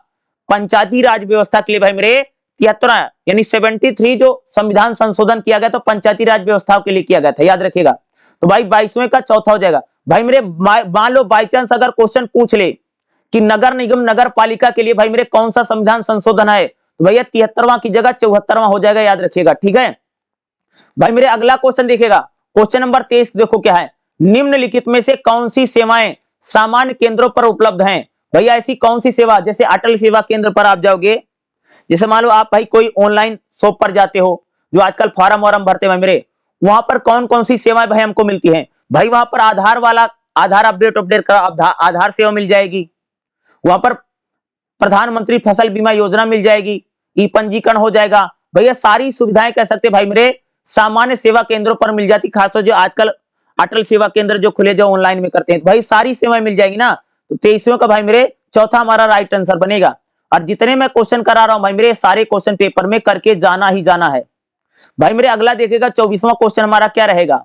भारतीय संविधान की 12वीं अनुसूची में, क्या भाई मेरे भारतीय संविधान की 12वीं अनुसूची अनुच्छेद 243W वितरण क्या करता है? भाई भारतीय संविधान की जो 12वीं अनुसूची है, उसमें जो संविधान में आर्टिकल है, यानी 243 में क्या है भाई मेरे? शहरी स्थानीय निकायों के लिए अधिकार क्षेत्र दिए गए। भाई जो शहरों में जो नगर निगम है, नगर पालिका भाई मेरे, वो कौन कौन सा काम करेंगे? भाई मेरे 12वीं अनुसूची के आर्टिकल 243 में दिया गया है। भाई मेरे जो शहरों में भाई जो नगर निगम होते हैं, जो नगर पालिकाएं होती हैं, नगर निगम भैया और नगर पालिका भाई कौन कौन सा काम करेंगे और कौन कौन से चीजों पर कानून बना सकते हैं? भाई मेरे 12वीं अनुसूची के आर्टिकल 4 यानी 243 में दिया गया है। 24वें का भाई मेरे पहला हमारा राइट आंसर होगा, याद रखिएगा। भाई अगला क्वेश्चन 25वां देखिए क्या है? G2C सेवा का मतलब क्या है? G2C क्या है? G2C सरकार से नागरिक, जो भाई सरकार जो अपने नागरिकों को सेवाएं देती है, उसी को बोलते हैं G2C सेवा बोलते हैं भाई मेरे। यानी जो हमारी सरकार है, जैसे भाई भारत सरकार भाई मेरे अपने नागरिकों को, यानी सिटीजन को, भाई आम जो नागरिक हैं, उनको जो हम लोग सेवाएं प्रदान करते हैं भाई, उसको क्या बोला जाता है? G2C योजना। और भाई इंपॉर्टेंट है, पेपर ऊपर में ऐसे क्वेश्चन आ सकते हैं, सारे टॉपिक इंपॉर्टेंट भाई। तो देखिए 25वां कह रहा है भाई G2C सेवा का मतलब बताना है, याद रखिएगा। सरकार से नागरिक सेवाएं जो होती है इसको भाई हम लोग कहते हैं G2C योजना बोलते हैं। मोस्ट इंपॉर्टेंट क्वेश्चन है, याद रखिएगा। भाई अगला क्वेश्चन देखो 26वां क्या है, आधार में भैया कितने नंबर होते हैं? भाई अपना आधार कार्ड निकालो और उसमें गिन लो कितने अंक होते हैं। भाई आधार कार्ड में कितने अंक होते हैं? भाई मेरे आधार कार्ड में कुल 12 अंक होते हैं। अरे भाई 12 नंबरों का आधार कार्ड, अरे मोबाइल 10 अंक का होता भैया मेरे, लेकिन जो आधार कार्ड होता है उसका कितना गिनती है, उसमें 12 अंक होते, याद रखिएगा। आधार कार्ड में कितने अंक भाई? 12 हैं। कहीं आप 16 14 18 मत लगा देना ना, उसमें 10 होते हैं, उसमें 12 होता है आधार कार्ड में, चाहे आप उसको गिन लेना। ठीक है भाई, मेरे जितने क्वेश्चन बताओ इसी टाइप का क्वेश्चन इस बार भी आपको आएगा। ठीक है, अगला भाई हमारा क्वेश्चन करेगा भाई 27वां क्वेश्चन करेगा NSDL। भाई NSDL का मतलब क्या होता है भाई मेरे? नेशनल सिक्योरिटी डिपोजिटरी लिमिटेड भाई होता है NSDL। और भाई NSDL का फुल फॉर्म याद है आपको रखना पड़ेगा भाई। 27वां क्वेश्चन अगर आप देखोगे तो ये देखो, ये रहा NSDL है, नेशनल सिक्योरिटी डिपोजिट लिमिटेड, याद रखिएगा भाई मेरे। 27वें का भाई दूसरा राइट नहीं बल्कि NSDL की भैया फुल फॉर्म आपको पता होनी चाहिए, नेशनल सिक्योरिटीज डिपोजिटरी लिमिटेड, याद रखिएगा भाई इसका फुल फॉर्म। ठीक है, NSDL का जो मैंने फुल फॉर्म बताई क्या, नेशनल सिक्योरिटीज डिपोजिटरी लिमिटेड, क्योंकि इसका फुल फॉर्म एग्जाम में आपसे पूछा जा सकता है। ठीक है भाई, अगला 28वां क्वेश्चन देखिएगा, पासपोर्ट किसके द्वारा जारी किए जाते हैं? अरे पासपोर्ट वाला क्वेश्चन पेपर में आ सकता है भाई मेरे। पासपोर्ट भैया कौन बनाता है? अरे भाई पासपोर्ट भाई विदेश मंत्रालय बनाता है, समझ गए। आज पासपोर्ट कौन बनता भाई? विदेश मंत्रालय बनाता है। ठीक है, जैसे गृह मंत्रालय, शिक्षा मंत्रालय, वित्त मंत्रालय। अरे भाई पासपोर्ट विदेश जाने के लिए होता है तो विदेश मंत्रालय बनाएगा। ठीक है, तो पासपोर्ट वाला जो टॉपिक है वो देखना पड़ेगा, क्योंकि पासपोर्ट वाले में से कोई और क्वेश्चन पूछ सकता है। तो पासपोर्ट कौन बनाता है? याद रखिएगा विदेश मंत्रालय। ठीक है, चलिए अगला क्वेश्चन देखते हैं, क्योंकि इस टाइप के क्वेश्चन जो जो मैं बता रहा हूं ना, सारे क्वेश्चन आ सकते हैं, याद रखिएगा। अगला भाई क्वेश्चन देखिएगा, क्वेश्चन नंबर 29 क्या रहेगा, वोटर कार्ड क्या है भाई? वोटर कार्ड क्या होता है भाई मेरे? अरे सबको पता है वोटर कार्ड भाई मेरे वोट डालने के लिए होता है। देखिएगा वोटर कार्ड क्या है, यह मतदाता के लिए वोट डालने वाला कानूनी पहचान प्रमाण पत्र है। भाई वोटर कार्ड क्या होता है कि भैया जो वोट डालने वाला आदमी होता है, भैया वोट डालने के लिए कानूनी पहचान है, अरे पहचान का प्रमाण पत्र भाई वोटर कार्ड। अरे भाई वोटर कार्ड होगा तभी आपको भाई मेरे वोट डालने का मौका मिलेगा, यही वोटर कार्ड होता है, याद रखिएगा। इस प्रकार से भाई मेरे क्वेश्चन पेपर में आ सकते हैं, इंपॉर्टेंट क्वेश्चन है, याद रखिएगा ये वोटर कार्ड वाला। भाई अगला क्वेश्चन देखो क्या है, one nation one ration card. भाई आया ना, अभी योजना आई थी, मोदी प्रधानमंत्री जी लेकर के आए थे, बोला था वन नेशन, भाई एक देश में एक ही राशन कार्ड चलेगा। भाई योजना का लाभ क्या है? अरे भाई इस योजना का लाभ यही भैया, कोई भी आदमी कहीं पर भी राशन ले सकता है। अरे भाई मेरे जब एक देश एक राशन कार्ड हो जाएगा, तो भाई जैसे मैंने हरियाणा में अपना राशन कार्ड बनवा रखा है, भाई मैं मान लो पंजाब चला गया, भाई वहां पर भी राशन भरवा सकता हूं ना। यानी वन राशन कार्ड का भैया फायदा क्या होगा कि जो प्रवासी लोग हैं, प्रवासियों को भाई खाद्य सुरक्षा सुनिश्चित हो जाएगा। जैसे भाई आप मान लीजिए बिहार में रहते हैं, भाई आप एक देश में एक राशन कार्ड होगा, भाई अब बिहार का आदमी दिल्ली आकर के रह रहा है, भाई दिल्ली में भी राशन ले लेगा वो। जो बिहार में राशन कार्ड, जो बिहार में जिस राशन कार्ड पर 5 किलो राशन मिल रहा था, भाई मेरे वही राशन आपको दिल्ली में मिल जाएगा 5 किलो। ठीक है, ये इसका फायदा है, यानी प्रवासियों के लिए भाई मेरे खाद्य सुरक्षा सुनिश्चित करेगा। भाई मेरे क्या है, one nation one ration card, क्योंकि 5 किलो राशन बढ़ रहा है ना, इसलिए। भाई अगला क्वेश्चन देखिए, भाई क्वेश्चन नंबर 31 क्या रहेगा, कंप्यूटर का प्रयोग किसके लिए किया जाता भाई मेरे? भाई देखो पूरी दुनिया में कंप्यूटर का प्रयोग शुरू में किया गया था भाई मेरे, वो सेना के लिए और वैज्ञानिक उद्देश्यों के लिए भाई कंप्यूटर का प्रयोग सबसे पहले किया गया था। कंप्यूटर का प्रयोग भाई मेरे किसके लिए किया जाता है? तो भाई सेना में, जैसे सेना में भाई मिसाइल फिसाइल जो बनाई जाती हैं, हथियार जो बनाए जाते हैं, मिसाइल जो बनाई जाती हैं, उसके लिए भाई सेना में भैया मेरे प्रयोग कंप्यूटर किया गया। और दूसरा भाई साइंटिस्ट करता, वैज्ञानिक करता कंप्यूटर का प्रयोग। ठीक है, याद रखिएगा। अरे कहीं इसमें ऑनलाइन शॉपिंग वॉपिंग मत लगा देना, क्योंकि आजकल लोग यही करते हैं, ऑनलाइन शॉपिंग है, OTT प्लेटफॉर्म है, डिजिटल गेम है, भाई कंप्यूटर का प्रयोग तो इसमें भी हो रहा है। अरे नहीं, ये गलत हो जाएगा, हमें लगाना सेना और वैज्ञानिक उद्देश्यों में लगाना पड़ेगा। सेना का यानी कंप्यूटर का प्रयोग भाई हम लोग कहां कर रहे हैं? सेना में। अरे सेना में मिसाइल उसाइल नहीं बनती भाई मेरे, ये मिसाइल बनाई जा रही है रेंज की, बड़ी बड़ी रेंजों की, और वैज्ञानिक भाई मेरे कंप्यूटर का यूज करते हैं। ठीक है भाई, मेरे क्वेश्चन नंबर 32 देखो क्या है, इनपुट डिवाइस उपयोगकर्ता को कंप्यूटर में इनपुट प्रदान करने की अनुमति देते हैं। यानी जो इनपुट डिवाइस होता है, इनपुट मतलब होता है कि हम जो चीज उसमें भेज रहे हैं, तो इनपुट डिवाइस कंप्यूटर में इनपुट प्रदान करने की भाई अनुमति कौन देता है? भाई कीबोर्ड। अरे भाई कीबोर्ड हो तो इनपुट देखते हैं ना। अरे भाई कीबोर्ड के जरिए तो हम कुछ लिखते हैं। तो कीबोर्ड भैया क्या है कि इनपुट डिवाइस है कीबोर्ड, जो कंप्यूटर में इनपुट प्रदान करने की अनुमति देता। कौन देता भाई? माउस नहीं देता है, कॉपी एंड पेस्ट नहीं देता है, टेक्स्ट और आदेश नहीं देता, कीबोर्ड देता है। याद रखिएगा, कीबोर्ड भाई मेरे जो होता है कंप्यूटर में किसी भी चीज को इनपुट करने की परमिशन देता है। याद रखिएगा क्या देता है भाई मेरे? कीबोर्ड देता है। भाई मेरे क्वेश्चन नंबर 33 में जाओ। खोज इंजन वेब पेज। अब देखिएगा, सर्च इंजन जिसको बोलते हैं उसको बोलते हैं खोज। अरे सर्च नहीं करते। अरे भाई मेरे सर्च इंजन वेब पेज विश्लेषण करने और उपयोग करने को उनकी आधार पर प्रासंगिकता खोज परिणाम प्रदान करने के लिए जटिल एल्गोरिथ्म का उपयोग करता है। वेबसाइट मालिकों को द्वारा अपनी खोज यानी इंजन रैंकिंग में सुधार करें और खोज इंजन पृष्ठों पर अपनी वेबसाइट दृश्यता बढ़ाने के लिए उपयोग किया जाने वाले एक पद्धति है। अरे सर्च इंजन भाई जो होता है, अरे गूगल, जैसे गूगल भाई मेरे सर्च इंजन है, ऐसे भाई एक प्रकार का याहू होता था, वह भी एक भाई क्या था? सर्च इंजन था। तो सर्च इंजन क्या है? सर्च इंजन अनुकूलन भाई एक ऐसी चीज है जिसके जरिए भाई जो हमारा सर्च इंजन है, कोई भी चीज अगर जैसे हम वही सर्च नहीं करते भाई, गूगल में जाके कुछ भी आप सर्च कर लेते हैं, तो भाई सर्च इंजन को ठीक करने के लिए हम लोग क्या करेंगे? सर्च इंजन अनुकूलन। तो भाई 33 का भाई मेरे हमारा जो पहला होगा ये भाई हमारा बिल्कुल राइट आंसर बन जाएगा। याद रखिएगा, ये सारे क्वेश्चन भाई मेरे इंपॉर्टेंट टॉपिक हैं और मैं टॉपिक भी कवर भी करवा दूंगा। चलिए भाई अगला क्वेश्चन देखते देखिएगा। नेक्स्ट भाई हमारा क्वेश्चन रहेगा क्वेश्चन नंबर 34। क्या है क्वेश्चन नंबर भाई मेरे 34? देखिएगा, खाली स्थान उपयोगकर्ता को संवेदनशील जानकारी प्रदान करने के लिए धोखा देने वाली भ्रामक ईमेल या वेबसाइट क्या है?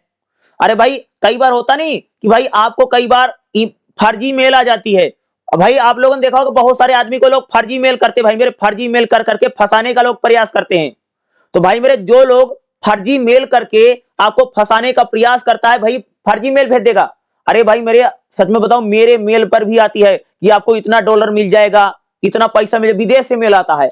ये फर्जी मेल होता है। ये लोग क्या करते हैं कि आपका मोबाइल हैक करने की कोशिश करता है, आपका सिस्टम हैक कर लेगा।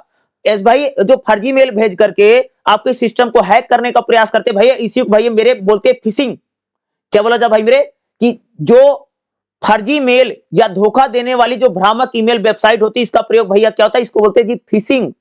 फिशिंग कहा जाता है। फर्जी मेल भेज करके बेवकूफ बनाते हैं लोग भाई मेरे, मोबाइल हैक कर लेगा, खाते से पैसा ही उड़ा देगा हैक करके आपका मोबाइल। ये इसको भाई बोलते हैं फिशिंग बोलते हैं। ठीक है भाई, अगला भाई मेरे क्वेश्चन देखिए 35 क्या है? www.com का भैया फुल फॉर्म क्या है? यानी www.com जो भाई हम लोग लिखते हैं, इसकी क्या बतानी जी? फुल फॉर्म बतानी है। www.com क्या है, इसका आपको क्या बताना जी? फुल फॉर्म बताना है। तो भाई www को की भाई फुल फॉर्म क्या होती है? World wide web. W मतलब एक W का वर्ल्ड, एक W का भैया वाइड, और तीसरे भैया W का नाम है वेब। तो वर्ल्ड वाइड वेब WW का भाई क्या होता है? फुल फॉर्म होता है। अरे बहुत सारी तो फुल फॉर्म पूछी जा रही पेपरों में, तो हो सकता है भाई आपसे पेपर में फुल फॉर्म भी ये पूछ ले। तो जितने क्वेश्चन मैं बता रहा हूँ सारे क्वेश्चन आ सकते हैं। www.com को पढ़ के जाना है, ये www.com पेपर में आ सकता है, याद रखना। ठीक है, इंपॉर्टेंट है जी www.com। ठीक है, पेपर में आ सकता है। भाई मेरे अगला क्वेश्चन देखा, क्वेश्चन नंबर 36 क्या रहेगा? निम्नलिखित में से कौन सा सोशल मीडिया प्लेटफॉर्म नहीं है? देखो भाई, फेसबुक सोशल मीडिया है, इंस्टाग्राम भैया सोशल मीडिया है, स्नैपचैट भी भाई मेरे सोशल मीडिया है। इसमें कौन सा सोशल मीडिया नहीं है भाई? इसमें कौन सा सोशल मीडिया नहीं? आपको क्या लगता है भाई? मेरी नजर में इन्होंने यार स्नैपचैट लगा रखा है। अरे स्नैपचैट भी सोशल मीडिया ही यार ना। मुझे लगता है ईमेल लगाना इसमें जब सोशल मीडिया आएगा तो, लेकिन बुक के अकॉर्डिंग आपको लगाना है, क्योंकि बुक में इन्होंने स्नैपचैट का जिक्र किया, इसलिए इसमें राइट आंसर आपका स्नैपचैट होगा। ठीक है, लेकिन वैसे बाई चांस अगर मान लो दोबारा क्वेश्चन आता कि भाई इनमें से कौन सा सोशल, देखो फेसबुक सोशल मीडिया सबको पता है जी, इंस्टाग्राम सोशल मीडिया क्यों आता है सबको पता है। अरे स्नैपचैट भी भाई सोशल मीडिया, उसमें भी लोग चीजें डालते रहते हैं, लेकिन इन ईमेल जो है सोशल मीडिया नहीं है। उस पर भाई हम लोग मेल उल करते हैं, बल्कि उस पर बहुत ज्यादा बाकी चीजें तो हो नहीं रही। तो इसमें ईमेल मुझे लग रहा है इसमें गलत लग गया है, बट आप लोग ईमेल रखिएगा, इसमें ईमेल आंसर लगेगा जहां तक मुझे लगता है। एक बार मैं बुक से वेरीफाई करके इसको मैं दोबारा जरूर बता दूंगा। ठीक है, तो आप लोग ईमेल को लगाइएगा जहां तक मेरा मानना है। ठीक है, क्योंकि भाई स्नैपचैट भी भाई मेरे सोशल मीडिया की कैटेगरी में आता है, उसमें भी लोग भाई खास उसे बातचीत करते हैं। ठीक है, तो भाई ईमेल मुझे लग रहा है जो सोशल मीडिया प्लेटफॉर्म नहीं है, नहीं बताना ना कौन सा नहीं है, भाई इसमें ईमेल लग रहा है तो ईमेल हो सकता है। भाई अगला क्वेश्चन देखिएगा क्या रहेगा, क्वेश्चन नंबर 37 देखो क्या है, इनपुट डिवाइस क्या होता है भाई, इनपुट। अरे भाई इनपुट वही होता है जिस भाई कंप्यूटर लैपटॉप में भाई जो हम उसमें डाल रहे हैं, डाटा इनपुट करते हैं, वही तो इनपुट डिवाइस है। भाई इनपुट डिवाइस क्या होता है, वही उपकरण जिनके माध्यम से उपयोगकर्ता सिस्टम में डाटा फीड करता है। अरे भाई जिसके जरिए हम किसी कोई भी डाटा फीड करते भाई इसी को बोलते हैं इनपुट डिवाइस। भाई मेरे जब हम कोई डाटा कंप्यूटर या लैपटॉप में फीड करते हैं इसी को भाई बोला जाता है इनपुट डिवाइस। तो वह उपकरण जिनके माध्यम से उपयोगकर्ता अपने सिस्टम में यानी अपने लैपटॉप या कंप्यूटर में अपने सिस्टम में भाई जब हम कोई डाटा फीड करते हैं इसी को भाई बोला जाता है इनपुट डिवाइस। तो भाई इनपुट डिवाइस वाला ऐसे क्वेश्चन भाई मेरे कि जो आपके एग्जाम में पूछे जा सकते हैं, जितने क्वेश्चन करवा रहा हूं ये भाई मेरे सारे क्वेश्चन करके जाना पेपर में आएगा, ठीक है जी। भाई मेरे अगला क्वेश्चन है क्वेश्चन नंबर 38 क्या रहेगा, भाई मेरे खाली स्थान भौतिक चीजों या पहचानने योग्य वस्तुओं और इलेक्ट्रॉनिक सॉफ्टवेयर सेंसर कनेक्टिविटी के साथ अंतर्निहित अन्य वस्तुओं का नेटवर्क है जो इन वस्तुओं का डाटा संचार में सक्षम बनाता है। क्या भाई मेरे इसका राइट आंसर क्या भाई मेरे, इंटरनेट ऑफ थिंग्स इसको बोला जाता है, यानी भौतिक चीजों को पहचानने योग्य इलेक्ट्रॉनिक सॉफ्टवेयर सेंसर कनेक्टिविटी अन्य वस्तुओं के साथ नेटवर्क कौन बनाता है, जो डाटा का यानी जो वस्तुओं का डाटा संचार करता है भाई कौन करता है, भाई इंटरनेट ऑफ थिंग्स ही करता है। तो 38वां का भाई मेरे हमारा क्या हो जाएगा, पहला राइट आंसर हो जाएगा। और भाई इस प्रकार के जो 38वां क्वेश्चन है इंपॉर्टेंट ऐसे क्वेश्चन है, याद रखिएगा पेपर में भाई मेरे इस बार आ सकता है, पूछा जा सकता है। भाई अगला क्वेश्चन भाई हमारा क्या रहेगा, क्वेश्चन भाई 39 क्या रहेगा, उत्पादक सॉफ्टवेयर क्या है। क्वेश्चन भाई मेरे क्या पूछा गया मेरे, उत्पादक सॉफ्टवेयर क्या है। देखेगा उत्पादक सॉफ्टवेयर भाई क्या होता है, एक सॉफ्टवेयर जो उपयोगकर्ता को कम प्रयास करने यानी कम प्रयास में कोई काम करने में भाई मेरे जब हम लोग जब लैपटॉप या पीसी चलाना भैया उसको बहुत कम काम करना पड़ता, कम काम में मदद करता है, उसी भाई हम बोलते हैं उत्पादक सॉफ्टवेयर। क्या होता है उसको भाई मेरे बोला जाता है उत्पादक सॉफ्टवेयर। एक सॉफ्टवेयर जो उपयोगकर्ता को कम प्रयास करने में कोई काम कार्य करने में मदद करता है इसी को भाई हम बोलते हैं उत्पादक सॉफ्टवेयर कहा जाता है, ठीक है भाई। अगला भाई क्वेश्चन देखो क्वेश्चन नंबर 40। भाई क्वेश्चन नंबर 40 भाई इंपॉर्टेंट क्वेश्चन पेपर में आ सकता है, देखिएगा निम्नलिखित में से कौन सी ऑनलाइन क्लाउड स्टोरेज सेवा नहीं। भाई क्या पूछा भाई मेरे, निम्नलिखित में से कौन सी ऑनलाइन क्लाउड स्टोरेज सेवा नहीं है। तो भाई गूगल स्कॉलर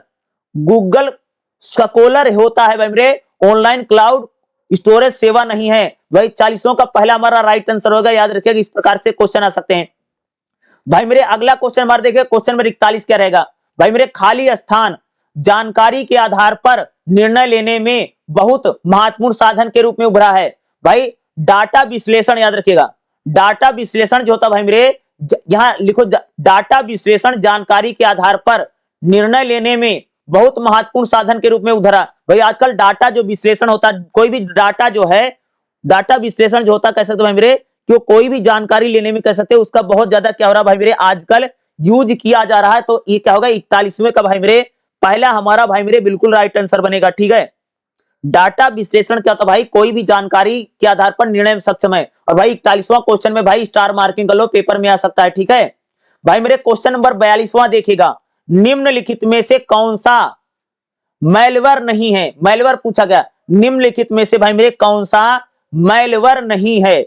भाई इसमें क्या सॉफ्टवेयर, भाई जो सॉफ्टवेयर होता है वो किसी प्रकार का मैलवेयर नहीं होता है। तो भाई 42वें का हमारा चौथा बिल्कुल राइट आंसर बनेगा, ठीक है भाई मेरे। क्वेश्चन देखिएगा क्वेश्चन 43 क्या रहता है 43वां क्या पूछा गया, निम्नलिखित में से कौन सा अधिनियम फर्जी खबरों के दुष्परिणामों को मुक्ति में। भाई इसमें क्या पूछा भाई मेरे देखेगा, निम्नलिखित में से कौन सा अधिनियम यानी सरकार ने भाई सरकार कौन सा कानून लेकर के आई है जिसके जरिए भाई फर्जी खबरों को रोका जा रहा है। भाई होता नहीं बहुत सारी फर्जी खबरें चलती रहती हैं, भाई मेरे कौन सा एक्ट या कौन सा अधिनियम है जो फर्जी खबरों के दुष्परिणामों से मुक्ति में हमारी मदद करता है। भाई करता है सूचना प्रौद्योगिकी अधिनियम 2000। भाई मेरे जो सूचना प्रौद्योगिकी अधिनियम भाई मेरे जो सन 2000 में बना था, या भाई मेरे फर्जी खबरों का जो दुष्परिणाम है उससे मुक्ति भाई हमको कौन दिलाता है, सूचना प्रौद्योगिकी अधिनियम भाई मेरे 2000, याद रखिएगा। इस टाइप के क्वेश्चन भाई एग्जाम में आ सकते, याद रखिएगा। चलिए भाई अगला क्वेश्चन देखते हैं। भाई नेक्स्ट हमारा क्वेश्चन है भाई क्वेश्चन नंबर 44 क्या है? डिजिटल नागरिकता क्या है मेरे? अरे नागरिकता भाई एक प्रकार से डिजिटल हो गई है। कंप्यूटर आधारित आभासी नागरिकता ही डिजिटल नागरिकता होती है। भाई डिजिटल नागरिकता क्या है? देखिएगा, यह इंटरनेट या सोशल मीडिया या अन्य प्लेटफॉर्म सहित प्रौद्योगिकी के जिम्मेदार उपयोगों को संदर्भित करती, इसको भाई बोलते हैं डिजिटल नागरिकता। यानी आप डिजिटल आधार पर भाई मेरे किसी देश के नागरिक बन गए हैं क्या? आप डिजिटली आधार पर भाई मेरे जब किसी देश के नागरिक बन जाते हैं तो भाई इसी को हम लोग बोलते हैं भाई मेरे डिजिटल नागरिकता। क्या है? यह इंटरनेट, सोशल मीडिया और अन्य मीडिया उपकरण सहित प्रौद्योगिकी की जिम्मेदार, अरे डिजिटल नागरिकता भाई होती है कि आप डिजिटली तौर से कंप्यूटराइज यानी कंप्यूटर और इंटरनेट के माध्यम से भाई मेरे आप किसी देश के भैया नागरिक बन गए हैं, आप किसी देश के वासी बन गए हैं, भाई इसी को बोलते हैं हम लोग भाई मेरे डिजिटल नागरिकता। यानी आप वहां गए नहीं हैं, वहां रहते नहीं हैं भाई, आप डिजिटल तौर पर कंप्यूटर के माध्यम से और इंटरनेट के माध्यम से भाई आप किसी देश के नागरिक बन गए हो, यही तो होता है भाई डिजिटल नागरिकता। भाई क्वेश्चन इंपॉर्टेंट ऐसे क्वेश्चन पेपर में आ सकते हैं। भाई अगला क्वेश्चन देखे को क्वेश्चन 45वां क्या है? निम्नलिखित में से कौन सा तरीका इंटरनेट पर व्यक्तिगत जानकारी सुरक्षा नहीं करता है? भाई ऐसी कौन सी चीज है जो आपको इंटरनेट पर आपकी जो जानकारी है उसको सुरक्षित नहीं करता है? भाई आजकल तो कह सकते हैं कि प्राइवेसी बहुत बड़ा मुद्दा भाई पूरी दुनिया में बना, इंटरनेट पर प्राइवेसी।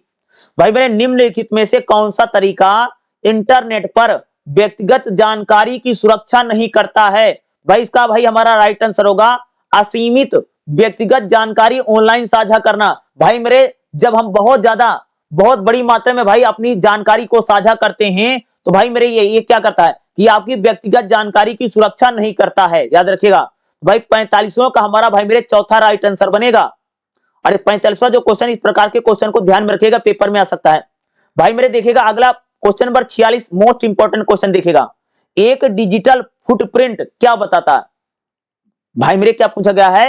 एक डिजिटल फुटप्रिंट क्या बताता है? भाई मेरे जो डिजिटल फुटप्रिंट होता है यह डाटा या जानकारी का वह मशीन है जो किसी व्यक्ति द्वारा इंटरनेट का उपयोग करते समय या ऑनलाइन गतिविधि में संलग्न होने पर छोड़ दिया। भाई डिजिटल फुटप्रिंट क्या होता है कि अगर कोई आदमी भाई मेरे ऑनलाइन में काम कर रहा है, अगर वो अपनी कोई सबूत या कोई निशानी छोड़ देता है ऑनलाइन काम करते समय, तो भाई इसी को भाई हम लोग कहते हैं डिजिटल फुटप्रिंट। भाई आप कहीं पर ऑनलाइन में काम कर रहे थे, ऑनलाइन में कोई काम कर रहे थे, भाई आपने अगर वहां पर कोई जानकारी या कोई निशानी छोड़ दी है अपनी, तो भाई इसी को हम लोग कहते हैं भाई डिजिटल फुटप्रिंट कहा जाता है। 46वां का भाई मेरे अगला अपना क्वेश्चन देखिए, क्वेश्चन नंबर 47 क्या रहेगा? 47 देखिएगा, ऑनलाइन सेटिंग में क्या पूछा भाई मेरे? ऑनलाइन सेटिंग में रोजमर्रा की दुनिया की तरह दूसरों के काम का उपयोग खाली स्थान के नियंत्रण से होता है। भाई क्या पूछा गया है? ऑनलाइन सेटिंग में रोजमर्रा की दुनिया के तहत दूसरों के काम का उपयोग यानी खाली स्थान नियंत्रित करता है। भाई कॉपीराइट अधिनियम जो होता है, भाई मेरे जो कॉपीराइट अधिनियम है हमको बता, भाई किसी की आप चीज को कॉपी नहीं कर सकते। जैसे भाई मेरे, जैसे मान लो कि मैंने वीडियो बना रखी है, ठीक है भाई मेरे, मैं आपको ऑनलाइन में क्लास पढ़ा रहा हूं, भाई मेरे आप मेरी वीडियो को डाउनलोड करके अगर आप इसको अपलोड करते हैं तो भाई ये कॉपीराइट आपके वीडियो पर आ जाएगा। कहने का मतलब क्या है कि कोई भी आदमी भाई मेरे किसी दूसरे की वीडियो को आप कॉपी करके अपने चैनल पर अपलोड नहीं कर सकते हैं, ये कॉपीराइट का मामला है। आप समझ रहे हैं कॉपीराइट क्या होता है? भाई जिसका अधिकार है, आप समझ रहे हो, जैसे भाई मैं वीडियो बनाता हूं उसी प्रकार से भाई हमारे देश में बहुत सारी वीडियो बनती है, गानों की वीडियो बनती है, तो भाई आप किसी दूसरे की वीडियो को डाउनलोड करके आप अपने चैनल पर अपलोड नहीं कर सकते हैं, नहीं तो भाई आपको कॉपीराइट अधिनियम आ जाएगा, यहां आपकी वीडियो हट जाएगी या कानूनी आपको लीगल नोटिस दिया जा सकता है, खासतौर से अगर आप इसको बोलते भाई ऑनलाइन सेटिंग में भाई रोजमर्रा की दुनिया में दूसरे के काम, अरे भैया दूसरे का काम आप यूज नहीं कर सकते, दूसरे की वीडियो यूज नहीं कर सकते भैया, दूसरे का गाना आप यूज नहीं कर सकते, यही होता भाई मेरे कॉपीराइट अधिनियम। ठीक है, कॉपीराइट क्या है भाई? मैं जैसे मान लो हम वीडियो बना रहे हैं, मान लो कोई बहुत गाने वाने, जैसे भाई टी सीरीज वाले भैया बहुत बढ़िया गाना बनाते हैं, अभी थोड़ी है टी सीरीज का गाना तुम डाउनलोड करके अपने चैनल पर अपलोड कर दोगे, अरे भाई कॉपीराइट आ जाएगा, गाना हट जाएगा, समझ गए, इसको बोलते भाई कॉपीराइट। भाई अगला क्वेश्चन 48वां क्या देखेगा, ईमेल लेखन और फॉर्मेटिंग के संबंध में निम्नलिखित में से कौन सा वेब कौशल है? भाई जो ईमेल लिखी जाती है या ईमेल का भैया जो फॉर्मेट होता है उसमें कौन सा वेब कौशल होता है? भाई अपने ईमेल में पेशेवर लहजा और उचित व्यापार का प्रयोग करें, एक स्पष्ट और संक्षिप्त विषय संबंधित पंक्ति शामिल करें, अपने ईमेल में परिचय, मुख्य भाग और निष्कर्ष दें। भाई ये सारी चीजें भाई ईमेल फॉर्मेटिंग और लेखन में की जाती हैं। तो 48वें का भाई मेरे चौथा क्या होगा भाई मेरे? राइट आंसर बनेगा, याद रखिएगा। 48 का भाई मेरे 48 का चौथा राइट आंसर होगा। भाई अगला क्वेश्चन देगा 49वां क्या रहेगा? 49। निम्नलिखित में से कौन सा डाटा सुरक्षा का उन्नत तरीका नहीं है? पूछा भाई मेरे, निम्नलिखित में से कौन सा डाटा सुरक्षा का एक उन्नत तरीका नहीं है? तो भाई डाटा कूट लेखन, डाटा कूट लेखन भाई मेरे जो होता है डाटा सुरक्षा का भाई मेरे एक उन्नत तरीका नहीं है। भाई 49वें का भाई हमारा क्या हो जाएगा? पहला राइट आंसर बन जाएगा, याद रखिएगा। 49 का पहला हमारा क्या हो जाएगा भाई? राइट आंसर हो जाएगा। और डाटा सुरक्षा का उन्नत तरीका है, भाई डाटा सुरक्षा का उन्नत तरीका क्या है? डाटा कूट लेखन। भाई इस प्रकार के क्वेश्चन आ सकते हैं। भाई अगला क्वेश्चन देखिए भाई 50वां क्वेश्चन हमारा क्या रहेगा? निम्नलिखित में से कौन सा इंटरनेट शिष्टाचार नहीं है? क्या पूछा भाई मेरे? 50वां क्या क्वेश्चन है भाई मेरे? निम्नलिखित में से कौन सा इंटरनेट शिष्टाचार नहीं है? भाई इसका क्या है? गोपनीयता और व्यक्तिगत सीमाएं, धैर्य और सहानुभूति, सभ्य और अपमानजनक भाषा, फोरम में अधिकतर जिम्मे। भाई मेरे जब आप इंटरनेट पर भाई आप गाली गलौज करते हैं, किसी को धमकी वमकी देते हैं, भाई यही इंटरनेट का शिष्टाचार नहीं। भाई असभ्य भाषा बोलना, गाली गलौज करना, माँ बहन की गालियां बकना भैया इंटरनेट पर जाकर के, यही भाई मेरे शिष्टाचार नहीं है। देखा होगा भाई आप लोगों ने, बहुत सारे लोग भाई जाकर के दूसरे के वीडियो में गाली बकते हैं, गाली देते हैं, गाली गलौज करते हैं, तो क्या होता है? यही भाई इंटरनेट शिष्टाचार नहीं है। भाई मेरे जब आप किसी के वीडियो में, आप किसी के प्रोफाइल पिक्चर में जाकर के, या आप किसी के फेसबुक प्रोफाइल पर जाकर के आप गाली बक रहे हैं, असभ्य भाषा बोल रहे हैं, गाली गलौज कर रहे हैं, मां बहन कर रहे हैं, भैया ये यही भाई मेरे इंटरनेट शिष्टाचार नहीं होता है। इसलिए भाई 50वें का भाई मेरे हमारा जो तीसरा आंसर है बिल्कुल राइट आंसर बनेगा, याद रखिएगा 50वें का तीसरा। तो भाई अभी तक मैंने आपको 50 क्वेश्चन के भाई मेरे सारे आंसर बताए हैं। इसी प्रकार का भाई मेरे क्वेश्चन आपको एग्जाम में देखने को मिलेगा। इसी प्रकार से भाई मैं कई सारे क्वेश्चन पेपर आपको करवाता जाऊंगा, याद रखिएगा। जितने मैं क्वेश्चन करवा रहा हूं इसी टाइप का भाई क्वेश्चन आपको एग्जाम में आएगा ही आएगा। जो क्वेश्चन करवा रहा हूं इसको भाई मेरे जरूर करके जाइएगा, इससे आपको एग्जाम में भाई मेरे 100% मदद मिलेगी, याद रखिएगा। क्योंकि ज्यादातर भाई मेरे जो क्वेश्चन होते हैं इन्हीं में रिपीट होता, आपको सबको पता ही होगा ये बात। चलिए भाई अगला क्वेश्चन पेपर मैं आप सबको करवाता हूं, जो अगला क्वेश्चन पेपर है, ठीक है। अभी तो मैंने आपको 50 बता दिए, अगले फिर मैं आपको 50 बताता हूं। मेरे अगला क्वेश्चन पेपर भाई हमारा सेम ही रहेगा, देखिएगा BSSS 183, ठीक है। ये भाई मेरे जून 2025 का आपका क्वेश्चन पेपर रहेगा, ठीक है। भाई मेरे एग्जाम आपका 50 नंबर का मैंने बताया था, और भाई पास होने के लिए कम से कम 18 नंबर चाहिएगा, ठीक है। 2 घंटे का आपका एग्जाम होगा। जैसे अगर आप देखो ना कि भाई एग्जाम में मॉर्निंग का है, भाई सुबह आपका एग्जाम भाई मेरे 10 बजे शुरू होगा, 10 से 12 बजे तक चलेगा। हो सकता है कि भाई आपके एडमिट कार्ड पर, जिसको हॉल टिकट बोलते हैं, उस पर 3 घंटा लिखा हो, लेकिन भाई 3 घंटे नहीं भैया। BSSS 183 का जो एग्जाम होगा भाई खाली 2 घंटे का होगा, और 50 नंबर का होगा भाई मेरे, वो MR सीट पर होगा, जैसे मैंने आपको पहले ही बताया है, ठीक है। भाई इसमें भाई मेरे सारे ऑप्शन टाइप के क्वेश्चन आते हो, MR सीट पर आपको सिर्फ गोले भरने होंगे। 50 नंबर भैया, 50 क्वेश्चन, यानी एक क्वेश्चन का 1 नंबर होगा। कोई भी माइनस मार्किंग भाई मेरे इस एग्जाम में आपको नहीं दिखाई देगी। और भाई कम से कम 18 नंबर तो लाना जरूरी ही है। अगर भाई 18 नंबर नहीं आए आपके एग्जाम में तो भाई आपको दोबारा पेपर देना पड़ेगा, इस बात को याद रखिएगा। इसमें कोई रीचेकिंग वोचेकिंग नहीं होती है। तो देखिए भाई मेरे पहला क्वेश्चन भाई देखिए हमारा क्या रहेगा? त्याग विलेख क्या है? क्या क्वेश्चन भाई पूछा गया? त्याग विलेख क्या होता है? यह एक कानूनी रूप से लागू की गया योग्य दस्तावेज होता है, जिसमें एक व्यक्ति अपनी संपत्ति में अपना दावा छोड़ करके दूसरे व्यक्ति के पक्ष में निष्पादित कर देता है। अरे भैया त्याग विलेख का मतलब होता है कि भाई मेरे जब कोई आदमी अपनी जमीन जायदाद भैया छोड़ देता किसी दूसरे के लिए, भाई मेरे जब कोई आदमी अपनी जमीन जायदाद छोड़ देता भैया किसके लिए? किसी दूसरे आदमी के लिए जब छोड़ देता है, इसी को भाई हम लोग कहते हैं त्याग विलेख, ठीक है। इसको क्या बोला जाता है भाई मेरे? त्याग विलेख कहा जाता है। कि जब एक आदमी किसी दूसरे व्यक्ति के लिए अपनी सारी संपत्ति भैया मेरे सारी जायदाद दूसरे आदमी के लिए भैया जब वो छोड़ दे रहा है, इसी को भाई हम लोग कहते हैं भाई मेरे त्याग विलेख। भाई आपने त्याग दिया भैया जमीन जायदाद को दूसरे आदमी के लिए, यही होता भाई मेरे त्याग विलेख। यानी यह एक कानूनी रूप से लागू करने योग्य दस्तावेज है जिसमें एक व्यक्ति द्वारा किसी विशिष्ट संपत्ति पर अपना दावा छोड़ करके दूसरे व्यक्ति के पक्ष में निष्पादित किया जाता है, यही होता भाई त्याग विलेख। याद रखिएगा, इंपॉर्टेंट क्वेश्चन भाई मेरे, याद रखिएगा, आ सकता है पेपर में। अगला भाई क्वेश्चन देखिए हमारा दूसरा क्या रहेगा, आरोप पत्र क्या है। क्या पूछा भाई मेरे, आरोप पत्र क्या होता है देखिएगा। भाई मेरे पुलिस आरोप पत्र लगाती है जिसको चार्जशीट बोलते हैं भाई मेरे। अरे भाई आरोप पत्र को भाई हम लोग क्या बोलते हैं, चार्जशीट बोला जाता है, चार्जशीट। अरे भाई जैसे कहीं पर, जैसे भाई मान लो कि कहीं पर चोरी हो गई है, कहीं पर मर्डर हो गया है, भाई पुलिस जब जांच करती है और पुलिस जांच करने के बाद क्या करती है भाई मेरे, चार्जशीट दायर करती है, उसी भाई बोला जाता है आरोप पत्र।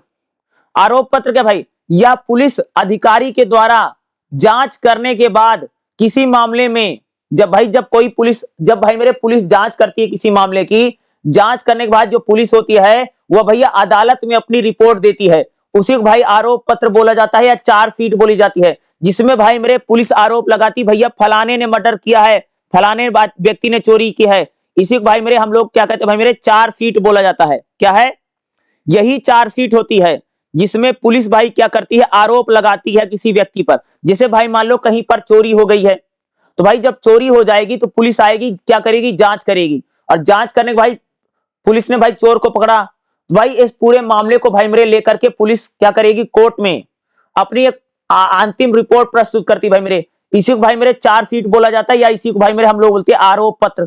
ठीक है भाई। तीसरा भाई क्वेश्चन देखिए हमारा क्या रहेगा, वृद्धावस्था जनसंख्या से, भैया वृद्धावस्था किसको बोला जाता है भारत में भाई मेरे, बूढ़ा किसको बोला जाएगा, या वृद्धा जनसंख्या कौन है, वृद्ध कौन है भाई, भाई मेरे जिस आदमी की उम्र 60 साल से अधिक है उनको भैया वृद्ध समझा जाता है। भाई भारत में अगर आप देखोगे भाई मेरे, जिसकी उम्र 60 साल से अगर आपकी ज्यादा एज है, ज्यादा उम्र है, तो भाई आपको वृद्धा समझा जाएगा, यानी आपको भैया मेरे बूढ़ा समझा जाएगा।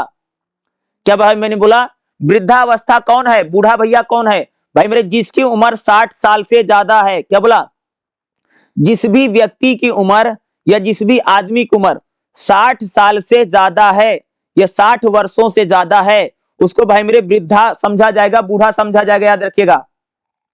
चलिए भाई अगला क्वेश्चन देखते हैं। नेक्स्ट भाई चौथा क्वेश्चन देखो हमारा क्या है, सार्वजनिक स्वास्थ्य देखभाल प्रणाली में आशा का क्या अर्थ है। देखो फिर आ गया क्वेश्चन, रिपीट होगा ना, यही भाई मैं बोलता हूं कि इग्नू में क्या होता है भाई मेरे, बहुत ज्यादा क्वेश्चन रिपीट होता है। भाई इग्नू में क्या है, क्वेश्चन ज्यादातर रिपीट होते हैं, जो मैं करवा रहा हूं सारे क्वेश्चन जरूर करके जाइएगा भाई मेरे, एग्जाम में ये आ सकते हैं। देखिएगा चौथा क्वेश्चन रिपीट हो गया ना, देखिएगा अभी बताया था ना, सार्वजनिक स्वास्थ्य देखभाल प्रणाली में आशा क्या होता है। अरे भैया आशा उन्हीं को तो बोलते हैं ना जो मान्यता प्राप्त स्वास्थ्य सामाजिक कार्यकर्ता होता है, उसी को तो आशा बोलते हैं भैया, आशा बहू बोलते हैं यार। गांव के इलाके में भैया आशा होती है, आशा बहू होती है। ठीक है भैया, आशा कौन है, आशा किसको बोलते हैं, जो भाई मेरे मान्यता प्राप्त सामाजिक स्वास्थ्य कार्यकर्ता होती भैया, उसी को आशा बोलते हैं, याद रखिएगा। भाई मेरे पांचवा क्वेश्चन देखिए क्या है, क्वेश्चन नंबर 5 क्या है, सार्वजनिक स्वास्थ्य देखभाल प्रणाली में यूआईपी का अर्थ क्या है। भाई यूआईपी क्या होता है, सार्वभौमिक टीकाकरण कार्यक्रम। अरे भैया जो सरकार की तरफ से भाई मेरे जो लोगों को टीका लगता है, अरे भैया छोटा छोटा बच्चे नहीं होते भाई, जब छोटे छोटे बच्चे होते हैं उनकी सरकार की तरफ से भाई कई सारा टीका लगता है, तो भाई मेरे सार्वजनिक स्वास्थ्य देखभाल में यूआईपी क्या होता है। भैया यूआईपी याद रखिएगा, ये क्वेश्चन आपको एग्जाम में आ सकता है भाई मेरे। तो यूआईपी का मतलब क्या होता है, सार्वभौमिक टीकाकरण कार्यक्रम। अरे भाई टीका वही होता है जो इंजेक्शन लगता है भाई मेरे छोटे छोटे बच्चों का, कई सारी घातक बीमारियों को भैया छोटा बच्चा जब लेता है उसको भैया टीका लगता है, जैसे पोलियो का टीका लगवाते हैं ना, तो भाई यूआईपी उसी को बोलते हैं, सार्वभौमिक टीकाकरण कार्यक्रम। भाई मेरे क्वेश्चन नंबर 6 देखिएगा, सार्वजनिक स्वास्थ्य देखभाल प्रणाली में एनएसीपी का मतलब क्या होता है। एनएसीपी क्या होता है भाई मेरे, राष्ट्रीय एड्स नियंत्रण कार्यक्रम। अरे भैया जो एड्स बीमारी फैल रही है, सार्वजनिक स्वास्थ्य देखभाल प्रणाली में एनएसीपी, क्या ध्यान रखिएगा, एनएसीपी मतलब क्या होता है, राष्ट्रीय एड्स नियंत्रण कार्यक्रम चलाया जा रहा है, क्योंकि एड्स जो बीमारी भाई फैल जाती है उसको लेकर भाई मेरे भारत सरकार की तरफ से एक योजना चलती है जिसको बोलते हैं भाई राष्ट्रीय एड्स नियंत्रण कार्यक्रम। याद रखिएगा भाई मेरे, सारे क्वेश्चन भाई मेरे आपको एग्जाम में रिपीट हो सकते हैं, खासतौर से जो मैं आपको बता रहा हूं ये मोस्ट इंपॉर्टेंट है, इस पर स्टार मार्किंग कर लेना। चलिए भाई अगला क्वेश्चन देखो भाई, क्वेश्चन नंबर 7वां देखिए क्या रहेगा, विकलांग व्यक्तियों के अधिकार अधिनियम 2016 में के अनुसार कितने प्रकार की विकलांगता है। अरे भैया भारत में कितने प्रकार की देखो भाई मेरे 2016 में भाई मेरे मोदी सरकार जो थी उसने विकलांगता को लेकर के नए नियम कानून बनाए थे, और भाई प्रधानमंत्री मोदी ने भाई विकलांग को ही दिव्यांग बोला था। इसलिए भाई अब हमारे देश में जो हैंडीकैप होते हैं जिसको पीडब्ल्यूडी बोलते हैं भाई मेरे, अब भाई हम विकलांगों को क्या बोलते हैं, दिव्यांग बोला जाता है। और भैया दिव्यांग शब्द किसने दिया था भाई, नरेंद्र मोदी जी ने दिया था, प्रधानमंत्री जी ने दिया था। तो भाई विकलांगों को हम दिव्यांग जो बोलते हैं, ये 2016 में भाई मोदी सरकार नया कानून लेकर के आती है। और भाई 2016 के अनुसार विकलांगता कितने प्रकार की है भाई, कुल 21 प्रकार की विकलांगता होती है। कितने प्रकार की, पहले कम थी भाई मेरे, अब भाई मेरे मोदी सरकार ने भाई मेरे 2016 में एक कानून ला करके विकलांगता वाला कानून लेकर के अब भाई 21 प्रकार से विकलांगता डिसाइड होती है, 21 प्रकार की विकलांग व्यक्ति हो सकता है, तो इसको 21 कर दिया गया है। ठीक है भाई, विकलांगता वाला क्वेश्चन बहुत इंपॉर्टेंट है, पेपर में जरूर आएगा विकलांगता वाला। भाई अगला क्वेश्चन 8वां देखिए क्या है, मल्टीपल सिलेक्शन क्या है, मल्टीपल सिलेक्सिस क्या है। भाई मल्टीपल सिलेक्सिस क्या होता है देखिएगा, यह एक सूजन संबंधी तंत्रिका तंत्र रोग है। भाई मल्टीपल सिलेक्सिस क्या है, यह एक प्रकार से सूजन आ जाती भाई अगर हमारे तंत्रिका तंत्र में, भाई तंत्रिका तंत्र में जब सूजन आ जाती, सूज जाता है, उसी बोलते हैं मल्टीपल सिलेक्शन बोला जाता है। ठीक है, याद रखिए भाई 8वां क्वेश्चन इंपॉर्टेंट है, पेपर में आ सकता है, इस प्रकार की बीमारी पूछी जा सकती है भाई मेरे। ठीक है भाई मेरे, देखिएगा अगला क्वेश्चन हमारा 9वां क्वेश्चन करेगा, यूडीआईई यूडीआईडी ये क्या होता है भाई मेरे, यूडीआईडी क्या होता है भाई, द्वितीय विकलांगता पहचान को ही क्या बोला जाता है, यूडीआईडी बोला जाता है। भाई मेरे इसको याद रखिएगा, द्वितीय मतलब दूसरी। भाई द्वितीय विकलांगता क्या है, भाई द्वितीय विकलांगता हम लोग बोलेंगे यूडीआईडी को क्या बोला जाता है भाई मेरे, द्वितीय विकलांगता पहचान इसको बोला जाता है। ठीक है भाई मेरे, क्वेश्चन 10वां देखेगा, सिस जेंडर का मतलब क्या होता है भाई, सिस जेंडर क्या है, सिस जेंडर क्या होता है भाई मेरे, व्यक्ति अपने लिंग की पहचान उस लिंग या जेंडर से करते हैं जो उन्हें जन्म से सौंपा गया था। भाई सिस जेंडर क्या है, भाई अगर आपका जन्म भाई लड़के के रूप में हुआ है, भाई आप लड़के वाला जेंडर जानोगे। भाई अगर आपका जन्म भाई मेरे लड़की के रूप में हुआ है तो आप लड़की के रूप में जानोगे। भाई मेरे जब व्यक्ति का जन्म जिस लिंग में होता है उसी लिंग से वह उस जन्म में सौंपा गया है, इसको भाई हम बोलते हैं भाई सिस जेंडर। और सिस जेंडर भाई मेरे इसको याद रखिएगा, इस प्रकार का क्वेश्चन भैया मेरे पेपर में आ सकता है, याद रखिएगा सिस जेंडर वाला। ठीक है भाई मेरे, अगला क्वेश्चन रहेगा, क्वेश्चन भी 11वां क्या रहेगा, यौन उत्पीड़न का क्या अर्थ होता है भाई, यौन उत्पीड़न क्या होता है, यौन उत्पीड़न बोलते हैं जैसे हम भाई किसी का हरेसमेंट करते हैं, शोषण करते हैं। अरे भाई महिलाओं और लड़कियों का जो शोषण होता है, जैसे लड़की महिलाओं को भैया आंख मारना, जैसे लड़की को भाई कोई छेड़ता है, आंख मारता है, पीछा करता है, उनको टच करता है, इसी भाई हम लोग यौन शोषण, खास तौर से महिलाओं के साथ भैया यौन शोषण। यौन शोषण क्या होता है भाई मेरे, अनवांछनीय व्यवहार जिसमें यौन भावना हो। जब कोई व्यक्ति किसी महिला को छेड़ता है, आंख मारता है, उनको टच करता है या उनका पीछा करता है, इसी भाई बोलते हैं यौन शोषण। शारीरिक या मानसिक तौर से जब कोई पुरुष किसी महिला को परेशान कर रहा है और एक प्रकार से शारीरिक रूप से या क्या कर रहा है कि भैया सेक्स संबंध बना लो, या उसको सेक्सुअल इशारे कर रहा है, गंदे इशारे कर रहा है, भाई मेरे इसी को हम लोग कहते हैं भाई यौन उत्पीड़न कहा जाता है। ठीक है भाई मेरे, क्वेश्चन नंबर 12वां देखो क्या है, वित्तीय लेन देन में व्यक्ति को क्या सावधानी बरतनी चाहिए। अरे भैया पैसा अगर आप किसी से दे रहे हो ऑनलाइन में, भाई मेरे अगर आप ऑनलाइन में अगर आप किसी को पैसा देते हैं लेते हैं, तो भाई आपको क्या करना चाहिए, भाई कभी भी अपना ओटीपी शेयर ना करें। भाई बोला जाता भाई ना कि भाई हम लोगों को कभी भी अपना ओटीपी किसी के साथ शेयर नहीं करना, भैया ओटीपी किसी को नहीं बताना, भाई मेरे ओटीपी नहीं देना है। दूसरा क्या, कभी भी अपना पिन, भाई कभी भी अपना पिन किसी के साथ ना दो। अरे पिन जो होता है भाई मेरे किसी को भाई मेरे कभी भी अपना पिन नहीं देना चाहिए, पिन ना होता। और कभी भी खाली चेक पर साइन ना करो भाई मेरे, क्या भाई मेरे, कभी भी खाली चेक पर भैया साइन नहीं करें, खाली चेक पर साइन कर दो यार, आपका कोई पैसा निकाल लेगा। दूसरा, कभी भी भाई आपको अपना पिन किसी के साथ साझा नहीं करना चाहिए। और भाई कभी भी किसी को आपको ओटीपी नहीं बताना चाहिए अगर आप लोग भाई ऑनलाइन में पैसे का लेन देन कर रहे हो। भाई अगर हम वित्तीय लेन देन करते हैं तो भैया ओटीपी किसी को मत बताओ, अपना पिन किसी को मत बताओ, और भाई मेरे कभी भी खाली चेक पर साइन नहीं करना चाहिए। इसलिए भाई 12वें का भाई उपयुक्त सभी हो जाएगा, हमारा राइट आंसर हो जाएगा भाई।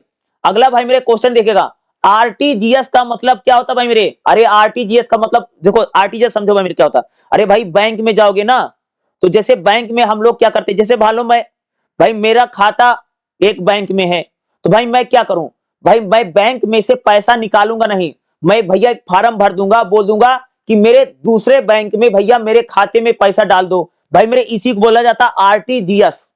अरे भाई आरटीजीएस एक प्रकार की बैंक में सेवा होती है भाई मेरे, बैंक में चलती है। और आरटीजीएस में भाई हम लोग क्या करते हैं, याद रखिएगा, ये भाई मेरे जो आरटीजीएस होता है इसमें क्या करते हैं, इसको भाई बोला जाता है, ठीक है, आरटीजीएस को भाई मेरे क्या कहा जाता है, वास्तविक समय सकल निपटान बोला जाता है। क्या बोला जाता है इसको भाई मेरे? वास्तविक समय सकल निपटान बोला जाता है भाई आरटीजीएस को, याद रखिएगा। तो आरटीजीएस मतलब एक प्रकार के होता है, जैसे हम आरटीजीएस को आप ऐसे भाई मेरे समझ सकते हो कि जैसे भाई मेरे मैं एक आदमी हूं, भाई मेरा पैसा एक बैंक में है, तो भाई मैं बैंक से पैसा नहीं निकालूंगा, बल्कि उस बैंक को कह दूंगा भाई दूसरे खाते पर, दूसरे बैंक में मेरा खाता, उस पर भैया सारा पैसा भेज दो। इसी भेजने को तरीको भाई बोला जाता है आरटीजीएस। तो भाई आरटीजीएस का भाई मेरे मतलब क्या होता है, वास्तविक समय सकल निपटान को ही भाई मेरे हम लोग क्या बोलते हैं, आरटीजीएस कहा जाता है। 13वां भाई क्वेश्चन इंपॉर्टेंट है, पेपर में आ सकता है, ठीक है। चलिए भाई मेरे अगला क्वेश्चन हम लोग देखते हैं। भाई क्वेश्चन नंबर 14 देखिए, बैंक पासबुक क्या होती है भाई? अरे भैया बैंक वाले आपको पासबुक नहीं देते हैं, तो भाई मेरे बैंक पासबुक क्या है? यह एक पुस्तिका होती है जो ग्राहक द्वारा किए गए, अरे भैया बैंक पासबुक में भाई आप कितना पैसा निकाल रहे हो, कितना पैसा डाल रहे हो, सब लिखा होता है। यह एक पुस्तिका होती है जो केवल ग्राहकों द्वारा दी गई जमा राशि को बताती है। सही बात है भाई मेरे, यह एक ऐसी पुस्तिका है जो केवल ग्राहक द्वारा की गई निकासी का देती है। भाई बिल्कुल सही बात है। तो इसमें भाई उपरोक्त में से कोई नहीं। बैंक पासबुक क्या है भाई? बैंक पासबुक क्या होती है भाई? यह एक पुस्तिका है जो ग्राहक द्वारा किए गए सभी बैंकिंग लेन देन का विवरण देती है। भाई इसका आपका क्या हो जाएगा, पहला राइट आंसर। बैंक पासबुक तो भाई यही करती है ना, भाई आपने कितना पैसा निकाला है, कितना पैसा नहीं निकाला, तो भाई बैंक पासबुक तो खासतौर से यही काम करती ना। भाई बैंक की पासबुक है, भाई आपने कितना पैसा निकाला, कितना पैसा नहीं निकाला, यही तो बता। 14वें का हमारा क्या हो जाएगा, चौथा राइट आंसर बनेगा, याद रखिएगा। 14वें का चौथा राइट आंसर भाई आपको बन जाएगा। भाई अगला देखिएगा, क्वेश्चन नंबर 15 क्या है, बैंक निम्नलिखित में से किस जमा पर अधिक ब्याज देता है? भाई मेरे ऐसा कौन सा पैसा जमा करे जिस पर सबसे ज्यादा ब्याज मिलता है? भाई मेरे आवर्ती जमा पर। भाई मेरे जो आवर्ती जमा होता है भाई मेरे, उस पर सबसे ज्यादा ब्याज भाई मेरे बैंक देता है, समझ गए। बचत खाते पर बहुत ज्यादा ब्याज नहीं मिलता भाई मेरे, ना तो चालू खाते पर, बचत खाता चालू खाते बहुत ज्यादा ब्याज नहीं होता भाई मेरे, ना तो सावधि जमा पर। भाई आवर्ती जमा जो होता है, जिसको कई बार हम बोलते भैया पैसा फिक्स कर दिया ना, जैसे अगर देखो 15वां क्वेश्चन देखो, 15वां क्वेश्चन अगर आप देखो भाई मेरे, सेविंग अकाउंट और करंट अकाउंट में बहुत ज्यादा पैसा नहीं मिलता भाई, ब्याज नहीं मिलता है, और फिक्स पर भी, फिक्स डिपॉजिट पर नहीं मिलता है। बल्कि कह सकते हो कि जो आपका ये जो हम आवर्ती जमा हमने बोला, आवर्ती जमा भैया एक ऐसा अकाउंट है जिसमें कह सकते हैं सबसे ज्यादा भाई मेरे हम लोगों को ब्याज मिलता है। तो 15वें का भाई मेरे दूसरा हमारा राइट आंसर बनेगा, याद रखिएगा। भाई मेरे 16वां क्वेश्चन देखो क्या है, निम्नलिखित में से कौन सा मिलान से आपको मिलान करना है? जैसे भाई बचत खाता क्या होता है? बचत खाता भाई तरलता इसकी उच्च होती है और जोखिम भैया बहुत कम होता है। यानी इन्वेंटरी मार्केट क्या होता है? जहां पर तरलता तो उच्च होती है लेकिन जोखिम भी उच्च होता है, ठीक है। यानी पहला और दूसरा भाई बिल्कुल राइट है। यूलिप क्या होता है? निम्न से मध्य होता उच्च होता है। और रियल एस्टेट क्या होता है? उच्च होता है नहीं भाई, इसमें कह सकते पहला और दूसरा भाई हमारा राइट आंसर है। इस 16वें का भाई मेरे आपका क्या होगा, दूसरा राइट आंसर बनेगा। यानी केवल पहला और दूसरा हमारा भैया राइट आंसर है। तो 16वें का भाई मेरे आपको दूसरा राइट लगाना पड़ेगा, ओएमआर सीट पर भाई मेरे सारे भरने पड़ेंगे। भाई मेरे क्वेश्चन नंबर 17 देखिएगा, MUDRA क्या होता है? MUDRA मुद्रा क्या होती है भाई? होती माइक्रो इकाई का विकास और पुनर्वित्तीय बैंक एजेंसी होती भाई मेरे, इस चीज को हम बोलते हैं भाई मेरे MUDRA मुद्रा को भाई यही बोला जाता है। इसका भाई मेरे तीसरा हमारा राइट आंसर बनेगा, याद रखिएगा। भाई मेरे अगला देखो क्वेश्चन नंबर 18 क्या रहेगा, जीएसटी का भैया मतलब क्या होता है? जीएसटी मतलब गुड एंड सर्विस टैक्स होता है भाई मेरे, जीएसटी का मतलब। तो भाई अगर आप देखोगे 18वां क्वेश्चन क्या है, जीएसटी क्या होती है भाई? गुड एंड सर्विस टैक्स, भाई इसको अंग्रेजी में बोला जाता है। जीएसटी कहता है गुड एंड सर्विस टैक्स। और भाई इसको हिंदी में हम लोग बोलते हैं, जीएसटी का मतलब बोलते हैं वस्तु एवं सेवा कर। भाई जीएसटी को भाई हम लोग क्या कहते हैं, वस्तु एवं सेवा कर ही भाई जीएसटी है। गुड एंड सर्विस टैक्स मतलब होता है भाई जीएसटी का मतलब क्या होता है भाई, गुड एंड सर्विस टैक्स। और भाई इसको हम लोग हिंदी में क्या बोलेंगे, वस्तु एवं सेवा कर को ही भाई मेरे हम लोग बोलते हैं जीएसटी। समझ गए भाई मेरे, मोस्ट इंपोर्टेंट क्वेश्चन है पेपर में भाई आ सकता है जीएसटी वस्टी, याद रखिएगा। चलिए भाई अगला क्वेश्चन पेपर देखना, इसमें भाई मेरे क्या करना, मिलान करना है। देखो 19वां क्वेश्चन फिर आ गया ना, निम्नलिखित का सही मिलान नहीं है। भाई किसका सही मिलान, कौन सा सही मिलान नहीं है भैया, 102। भाई मेरे 102 पुलिस यातायात पुलिस का नंबर भैया नहीं है, यानी सही मिलान कौन सा नहीं, 102 भाई मेरे पुलिस यातायात का नंबर नहीं होता, बल्कि 108 जो है आपदा प्रबंधन का नंबर है, 133 भाई राष्ट्रीय राजमार्ग पर आपातकालीन का नंबर है, 1091 महिलाओं के लिए भाई। तो भाई पहला केवल इसमें कौन भाई, 102 जो होता है भाई मेरे वो पुलिस यातायात का नंबर नहीं होता भाई मेरे, ठीक है। तो ये अगर आप देखोगे जो 102 होता पुलिस यातायात का नहीं है, बल्कि इसका भाई 19वां का हमारा राइट आंसर क्या बनेगा भाई मेरे, पहला राइट आंसर आपका बन जाएगा 108। तो भाई आपदा प्रबंधन और मेडिकल इमरजेंसी के लिए 102 108 नंबर है। भाई जो मेडिकल इमरजेंसी होती है भाई, जैसे आपको एम्बुलेंस बुलानी भाई मेरे, कोई मेडिकल इमरजेंसी है तो भाई 108 पर फोन करना पड़ेगा। 133 क्या है, जैसे भाई आप कोई हाईवे पर जा रहे हो या एक्सप्रेसवे पर जा रहे हो, तो भाई अगर आपको हाईवे पर अगर आपको कोई समस्या आ गई है तो भाई आपको 133 पर कॉल करना पड़ेगा। भाई महिलाएं जो हैं, महिलाओं के लिए हेल्पलाइन क्या है भाई मेरे, 1091 है। भाई ये तीनों सही है, बल्कि जो पहला है भाई 102 भाई पुलिस यातायात का नंबर भाई मेरे नहीं होता ट्रैफिक का। भाई इसका भाई 19वां का पहला हमारा राइट आंसर बनेगा, याद रखिएगा। और भाई ये जो 19वां जैसे क्वेश्चन है, इस प्रकार का क्वेश्चन भाई मेरे इस बार भी आपको एग्जाम में आएगा। भाई मेरे अगला क्वेश्चन देगा, क्वेश्चन नंबर 20वां क्या रहेगा, लोक सेवा का अधिकार अधिनियम क्या है। लोक सेवा का अधिकार अधिनियम क्या देखेगा, प्रत्येक सरकारी एजेंसी को उन सेवाओं की पहचान करने का प्रावधान करता है जो समयबद्ध तरीके से प्रदान करेंगे। क्या है लोक सेवा अधिकार भाई अधिनियम, क्या है कि ऐसी सरकारी एजेंसी को उन सेवाओं की पहचान करने का प्रावधान करता है जो समयबद्ध तरीके से पहचान प्रदान करते हैं। और लोक सेवा अधिकार वाला क्वेश्चन भाई मेरे आ सकता है। भाई अगला क्वेश्चन 21वां देखिएगा, भारत सरकार का कौन सा मंत्रालय जननी सुरक्षा योजना चलाता है। देखो भाई क्वेश्चन आ गया दोबारा ना, भारत सरकार का भैया कौन सा मंत्रालय जननी सुरक्षा योजना चला रहा है। तो भाई इसका राइट आंसर हमारा क्या बनेगा भाई मेरे, तो इसका देखो जननी सुरक्षा वाला क्वेश्चन भाई मेरे पहले देखिएगा, जननी सुरक्षा भाई मेरे जो योजना है इसको कौन चलाता भाई मेरे, स्वास्थ्य और परिवार कल्याण मंत्रालय भाई इस जननी सुरक्षा योजना को चला रहा है, याद रखिएगा। निम्नलिखित में से भाई मेरे भारत सरकार का कौन सा मतलब भाई जननी सुरक्षा योजना चलाता है। जब ये क्वेश्चन भाई एग्जाम में आएगा तो आपको राइट आंसर भाई क्या होगा, स्वास्थ्य और परिवार कल्याण मंत्रालय जो तो मेरे ये जननी सुरक्षा योजना को चला रहा है। भाई मेरे क्वेश्चन नंबर 22 देखिएगा, 22वां क्या रहेगा, स्वामित्व भारत सरकार की योजना क्या है। स्वामित्व भारत सरकार की भाई मेरे कौन सी योजना है, अधिकारों के रिकॉर्ड को अध्ययन करने के लिए ग्रामीण क्षेत्रों में भूमि पार्सल का सर्वे। अरे भाई गांव में जो भाई मेरे सर्वे किए जा रहे हैं जमीन को लेकर के, उसी को भाई बोला जाता है स्वामित्व योजना। भाई भारत सरकार की भाई मेरे स्वामित्व योजना क्या है, तो भाई मेरे भारत सरकार की जो स्वामित्व योजना है उसमें भाई जो हमारे गांव है, गांव में भाई मेरे जो गांव में सरकारी रिकॉर्ड को रखा जा रहा है, जमीन का जो सरकारी रिकॉर्ड भाई उसको ऑनलाइन किया जा रहा है और उसको रिकॉर्ड को रखा जा रहा है भाई, इसी योजना को भाई बोलते हैं स्वामित्व योजना, जो कि भाई भारत सरकार की योजना है। 22वें का भाई मेरे आपका तीसरा राइट आंसर हो जाएगा, याद रखिएगा। चलिए भाई मेरे अगला क्वेश्चन भाई देखेगा नेक्स्ट क्या रहेगा। भाई मेरे 23वां क्वेश्चन करेगा, निम्नलिखित में से कौन सी सेवाएं सामान्य सेवा केंद्रों पर उपलब्ध है। तो भाई दोबारा क्वेश्चन आ गया ना, यही भाई मैं बोलता हूं कि इग्नू में भाई मेरे बहुत ज्यादा क्वेश्चन पेपर रिपीट होता है। देखिए क्या रहेगा, निम्नलिखित में से कौन सी सेवाएं सामान्य सेवा केंद्रों पर उपलब्ध। अरे भैया अटल सेवा केंद्र पर भाई मेरे सब कुछ होता है, आधार सेवा भी है, ईपीएफडी सेवा भी है, श्रमिक पंजीकरण भी है और सभी होता है, ये सभी इसमें आपको राइट आंसर बनेगा। देखो 23वां क्वेश्चन भाई दोबारा रिपीट हो गया ना, भाई इग्नू में यही है कि क्वेश्चन रिपीट बहुत होता है, और जो मैं आपको क्वेश्चन बता रहा हूं भाई इसमें से बहुत सारा क्वेश्चन रिपीट जरूर होगा। भाई मेरे क्वेश्चन नंबर 24वां देखेगा, रजिस्ट्रार जनरल कार्यालय किसका रिकॉर्ड रखता है। भाई जो रजिस्ट्रार जनरल कार्यालय होता है भैया जन्म और मृत्यु का, भाई कितने लोगों का जन्म हो रहा, कौन कितने आदमी मर रहे हैं, भैया इसका रिकॉर्ड भाई कौन रखता है, रजिस्ट्रार जनरल जो कार्यालय होता है रजिस्ट्रार जनरल जो ऑफिस होता है भाई मेरे, वो जन्म और मृत्यु का रिकॉर्ड रखता है भाई मेरे। भाई मेरे क्वेश्चन नंबर 25वां देखेगा, आधार कार्ड किसके द्वारा जारी किया जाता है? भाई देखो आधार कार्ड को लेकर के दूसरा दूसरा क्वेश्चन पूछा गया है ना भाई, जो आधार कार्ड होता है इसको कौन जारी करता है? तो भाई भारतीय विशिष्ट पहचान प्राधिकरण। भाई आधार कार्ड इंडिया में कौन रिलीज करता है?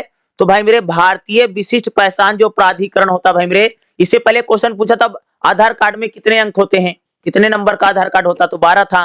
तो अब क्वेश्चन पूछे भाई आधार कार्ड किसके द्वारा जारी किए जाते हैं? भाई आधार कार्ड भाई भारतीय विशिष्ट पहचान प्राधिकरण के द्वारा आधार कार्ड जारी किया जाता, बनाया जाता है। अगला भाई क्वेश्चन है, अस्थाई खाता संख्या यानी पैन कार्ड। भैया पैन कार्ड कौन जारी करता है? भाई होता पैन कार्ड बनवाते हैं हम लोग ना भाई। पैन कार्ड भाई इनकम टैक्स डिपार्टमेंट। भाई मैंने पैन कार्ड कौन बनाता है? पैन कार्ड को भाई बोला जाता है अस्थाई खाता संख्या। भाई पैन कार्ड कौन बनाता है? तो भाई जो पैन कार्ड होता है आयकर विभाग यानी इनकम टैक्स डिपार्टमेंट जो होता है भाई मेरे, वही पैन कार्ड बनाता है ना। पैन कार्ड कौन बनता है भाई? जो भाई मेरे इनकम टैक्स जो डिपार्टमेंट होता है भाई मेरे, वही कह सकते भाई हर आदमी का क्या बनाता है जी? पैन कार्ड बनाता है। अगला भाई क्वेश्चन 27 देखेगा, पासपोर्ट क्या है, इसकी जरूरत क्यों पड़ती है? भाई पासपोर्ट का देखो क्वेश्चन फिर आ गया ना, पासपोर्ट क्या है, इसकी जरूरत क्यों है? अरे भाई किसी भी आदमी को अगर किसी दूसरे देश में जाना है भाई पासपोर्ट की जरूरत पड़ती है ना। भाई पासपोर्ट क्या है? पासपोर्ट भाई एक प्रकार का कानूनी नागरिकता का प्रमाण है। जैसे भाई अगर आप पासपोर्ट बनाओगे ना तो इसका मतलब आप भारत के नागरिक हो। भाई पासपोर्ट क्या है? यह नागरिकता का कानूनी प्रमाण है। किसी दूसरे देश में अगर आपको जाना है भाई, अगर आपको किसी दूसरे देश में जाना है, यात्रा करना है, तो भाई आपको पासपोर्ट की जरूरत पड़ेगी। यही पासपोर्ट होता है भाई मेरे, पासपोर्ट। और भाई पासपोर्ट को लेकर के एग्जाम में क्वेश्चन जरूर आएगा। भाई अगला क्वेश्चन देखेगा, प्रवासी भारतीयों या विदेशियों को पासपोर्ट और वीजा सेवाएं किसके द्वारा प्रदान की जाती है? भाई जो विदेशी लोग होते हैं, जो विदेशी आदमी होता है, जैसे भाई कोई चीन का आदमी, कोई जापान का आदमी, भाई मेरे विदेशी आदमी भारत आएगा तो भाई उसका पासपोर्ट कौन देता है? तो भाई भारत में जो विदेश में भारतीय मिशन और पोस्ट जो होती है, जिसको बोलते हैं दूतावास। भाई मेरे विदेश में भाई मेरे जो भारतीय मिशन और पोस्टें होती हैं भाई मेरे, अगर कोई विदेशी आदमी भारत आता है भाई मेरे, यही लोग उसका पासपोर्ट जारी करते, याद रखिएगा। प्रवासी भारतीयों का यानी जिसको एनआरआई बोलते हैं भाई मेरे, जो एनआरआई होते हैं, जो विदेशी लोग होते हैं जो भारत में आते हैं, उनके लिए भैया पासपोर्ट कौन रिलीज करता है? पासपोर्ट और वीजा कौन देता है? भाई उनको पासपोर्ट और वीजा देता भाई मेरे विदेश में भारतीय मिशन और पोस्ट देता है। 28वां क्वेश्चन भाई मेरे इंपॉर्टेंट है, पेपर में आ सकता है। भाई मेरे देखेगा अगला हमारा 29वां क्वेश्चन क्या रहेगा, एनएफएसए। एनएफएसए का मतलब क्या है? राष्ट्रीय खाद्य सुरक्षा अधिनियम। एन यानी नेशनल फूड सिक्योरिटी एक्ट, इसका भाई फुल फॉर्म क्या बनेगा? एन से नेशनल, एफ से फूड, एस से सिक्योरिटी, ए से अधिनियम। क्या बोला भाई ने? नेशनल फूड सिक्योरिटी अधिनियम। भाई हिंदी में इसको हम लोग बोलेंगे राष्ट्रीय खाद्य सुरक्षा अधिनियम। भाई एनएफएसए वाला जो क्वेश्चन भाई पेपर में आ सकता है, याद रखिएगा। भाई क्वेश्चन नंबर 30वां देखेगा, A B H A B H A का मतलब क्या होता है? ठीक है, ए बी एच ए क्या है? आयुष्मान, इसे आयुष्मान, बी से भारत, एस से हेल्थ। ठीक है, इसका भाई फुल फॉर्म क्या बनेगा भाई मेरे, जो बता देता हूं, जो आपसे पूछा गया, आयुष्मान भारत, आयुष्मान भारत हेल्थ अकाउंट। भाई मेरे आयुष्मान जो बनता है भाई, ए बी एच ए क्या है? आयुष्मान भारत हेल्थ अकाउंट, आयुष्मान भारत स्वास्थ्य खाता, भाई इसका फुल फॉर्म बनेगा A B H A. Full काम भाई इसकी फुल फॉर्म क्या होती है? आयुष्मान भारत स्वास्थ्य खाता, याद रखिएगा। इसकी फुल फॉर्म भाई पेपर में आ सकता है। भाई मेरे क्वेश्चन नंबर 31वां देखेगा, आईसीटी का पूरा नाम क्या है? भाई आईसीटी की फुल फॉर्म क्या है? आईटीसी का मतलब भाई होता है, भाई आईटीसी की अगर बात करो, आईटीसी भाई मेरे जो फुल फॉर्म होती है वो भाई मेरे होती है इंफॉर्मेशन एंड कम्युनिकेशन टेक्नोलॉजी। भाई आईटीसी की फुल फॉर्म भाई मेरे क्या होती है? Information and communication technology. भाई इसकी क्या होती है भाई मेरे? फुल फॉर्म होती है आईटीसी की। तो इसका हिंदी में क्या करोगे भाई? आईटीसी का पूरा नाम क्या है? सूचना एवं संचार प्रौद्योगिकी। ये क्वेश्चन भाई मेरे आपको एग्जाम में पूछा जा सकता है। आईटीसी का भाई मेरे फुल फॉर्म क्या है? इसकी फुल फॉर्म बताओ। तो भाई मेरे सूचना संचार एवं प्रौद्योगिकी क्या होती है? आईटीसी की फुल फॉर्म है। ठीक है भाई मेरे अगला क्वेश्चन देखेगा, सीपीयू, सीपीयू का पूरा नाम क्या है? भाई सीपीयू की फुल फॉर्म बताओ। भाई सीपीयू क्या होता है? Central processing unit. सीपीयू को भैया फुल फॉर्म क्या होती है? सेंट्रल प्रोसेसिंग यूनिट होता नहीं भाई, सीपीयू होता है। तो सीपीयू की भाई फुल फॉर्म क्या है? Central processing unit. इसको भाई मेरे हम लोग क्या कहते हैं? सीपीयू बोला जाता है। ठीक है भाई मेरे क्वेश्चन नंबर 33वां देखेगा, इंपॉर्टेंट क्वेश्चन भाई देखेगा।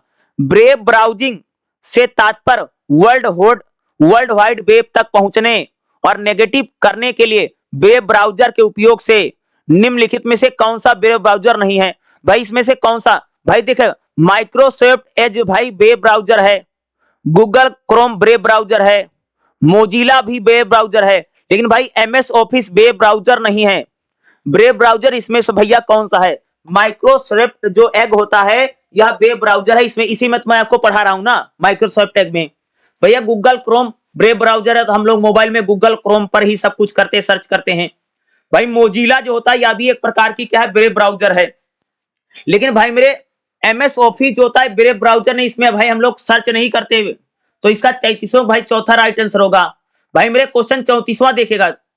34 क्या रहेगा? डाटा और सूचना संग्रहित करने के लिए दूरस्थ नेटवर्क का उपयोग किया जाता है। क्या बोला मैंने? देखो एक क्वेश्चन दोबारा रिपीट होगा भाई। जो 34वां क्वेश्चन है दोबारा आ गया क्वेश्चन, देखिएगा। डाटा और सूचना को संग्रहित करने के लिए दूरस्थ नेटवर्क का उपयोग कहा जाता है। तो क्लाउड कंप्यूटरिंग वाला क्वेश्चन भाई आ गया। तो भाई मेरे बहुत सारा क्वेश्चन अगर आप लोग देखोगे घुमा फिरा के भैया वही क्वेश्चन पेपर में रिपीट होता रहता है। क्या पूछा भाई? डाटा और सूचना को इकट्ठा करने के लिए भाई मेरे दूरस्थ नेटवर्क का उपयोग, भैया दूरस्थ नेटवर्क का क्या बोलता है? इसको भाई हम लोग बोलते हैं भाई क्लाउड कंप्यूटरिंग कहा जाता है। 34वां इंपॉर्टेंट क्वेश्चन भाई पेपर में आ सकता है। भाई मेरे अगला क्वेश्चन देखिए, क्वेश्चन नंबर 35 क्या रहेगा? कंप्यूटर का प्रथम उपयोग किसके लिए किया गया? भैया देखो क्वेश्चन दोबारा आ गया ना, वही भाई मैं बोलता हूं इग्नू में बहुत ज्यादा प्रीवियस ईयर का क्वेश्चन पेपर रिपीट होगा जो मैं बता रहा हूं। भाई इसी में से भाई आपका एग्जाम पास हो जाएगा, मैं आपको बता रहा हूं, याद रखिएगा। भाई मेरे अगला क्वेश्चन क्या पूछा गया है? कंप्यूटर का प्रथम उपयोग किसके लिए किया गया था? भैया कंप्यूटर का भाई मेरे पूरी दिन सबसे बार भाई मेरे पहली बार यूज जो हुआ था सेना और वैज्ञानिकों के लिए किया गया था। भाई मेरे सेना और वैज्ञानिकों के लिए भाई मेरे सबसे पहले कंप्यूटर का यूज किया गया था। भाई ऑनलाइन शॉपिंग के लिए, गेम के लिए, ओटीटी प्लेटफॉर्म के लिए नहीं। भाई सबसे पहले जो कंप्यूटर यूज किया गया था सेना में, भैया सेना के लिए और वैज्ञानिकों के लिए किया गया था। ठीक है भाई मेरे अगला क्वेश्चन देखो, क्वेश्चन नंबर 36 क्या रहेगा? लोकल एरिया नेटवर्क क्या होता भाई? क्वेश्चन क्या पूछा गया भाई? लोकल एरिया नेटवर्क क्या होता है? कंप्यूटर के नेटवर्क जो संसाधन को साझा करके एक दूसरे के साथ संचार करने के लिए जुड़े रहते हैं। कंप्यूटर के जो नेटवर्क होते हैं जो संसाधन को साझा करने के लिए एक दूसरे के साथ संचार करने के लिए भैया जुड़े होते हैं, इसी को हम लोग बोलते हैं लोकल एरिया नेटवर्क कहा जाता है। और भाई लोकल एरिया नेटवर्क इंपॉर्टेंट है, इसको पढ़ के जरूर जाना, पेपर में भाई मेरे आपसे पूछा जा सकता है। ठीक है भाई मेरे अगला क्वेश्चन देखिए, क्वेश्चन नंबर 37 क्या रहेगा?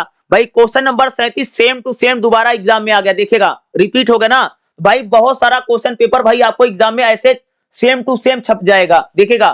भाई अगला क्वेश्चन देखोगा, भौतिक चीजों या पहचानने वाली वस्तुएं जैसे इलेक्ट्रॉनिक्स, सॉफ्टवेयर, सेंसर कनेक्टिविटी के साथ एब्रोड और अन्य वस्तुओं का नेटवर्क जो इन वस्तुओं को डाटा संग्रहित करने में सक्षम बनाता है, इसको भाई मेरे बोलते हैं internet of thinking. Internet of thinking बोला जाता है। और भाई मेरे जो क्वेश्चन नंबर 37 है मोस्ट इंपॉर्टेंट है, क्वेश्चन भाई मेरे एग्जाम में रिपीट हो सकता है, याद रखिएगा। भाई मेरे अगला क्वेश्चन है क्वेश्चन नंबर 38वां, देखो क्या है? BAR का भैया फुल फॉर्म क्या है? पूर्ण रूप बताओ। BAR का फुल फॉर्म क्या होता है? भाई मेरे BAR का फुल फॉर्म होता है भाई आभासी और संवर्धित वास्तविकता। क्या होता है भाई? BAR का फुल फॉर्म भैया क्या होता है? आभासी और संवर्धित वास्तविकता। और भाई क्वेश्चन नंबर 38 को भैया पूरा दिमाग में बैठा लो भाई मेरे, ऐसे क्वेश्चन भाई मेरे आपके पेपर में पूछा जाएगा। BAR का भैया फुल फॉर्म क्या बताना पड़ेगा? आभासी और संवर्धित वास्तविकता। भाई हमारा बिल्कुल क्या बनेगा जी? राइट आंसर बनेगा, समझ रहे हो भाई मेरे? ऐसे क्वेश्चन भाई मेरे आपके पेपर में पूछे जा सकते हैं और इसको आपको याद करके जाना जरूरी है। मोस्ट इंपॉर्टेंट क्वेश्चन भाई आपके एग्जाम के लिए बनेगा। ठीक है चलिए भाई मेरे अगला क्वेश्चन भाई हमारे देखा, क्वेश्चन नंबर 39वां क्या रहेगा? यूआरएल क्या होता है भाई मेरे? यूआरएल का फुल फॉर्म बताओ भाई, इंपॉर्टेंट क्वेश्चन है। यूआरएल यूनिफॉर्म रिसर्च लोकेटर होता है। यूआरएल का भाई फुल फॉर्म क्या होता है? यूनिफॉर्म रिसोर्स लोकटर, इसको भाई यूआरएल बोलते हैं भाई।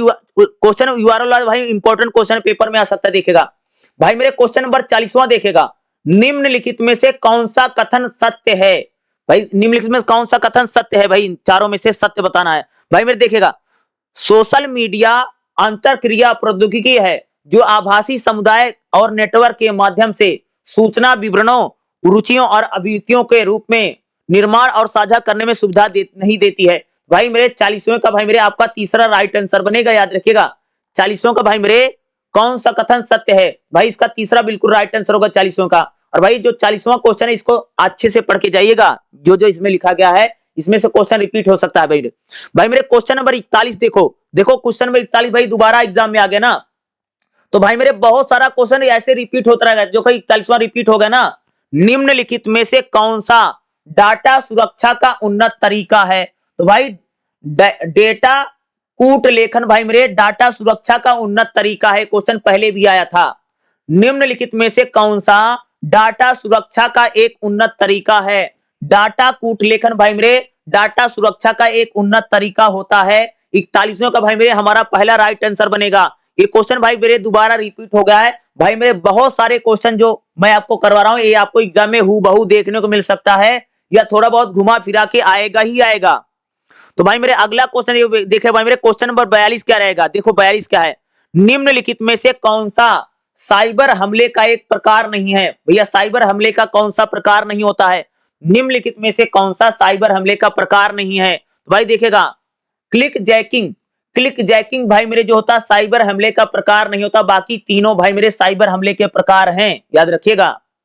साइबर हमले का प्रकार भैया कौन सा नहीं है, भाई इसमें का क्लिक जैकिंग भाई साइबर हमले का प्रकार नहीं होता है। भाई अगला क्वेश्चन देखिए क्वेश्चन नंबर 43, निम्नलिखित में से कौन सा गलत सूचना दुष्प्रचार का कारक नहीं है। भाई में देखिएगा निम्नलिखित में से कौन सा गलत सूचना या दुष्प्रचार का एक प्रकार नहीं है, भाई इसका आंसर बनेगा मल्टीमीडिया सामग्री।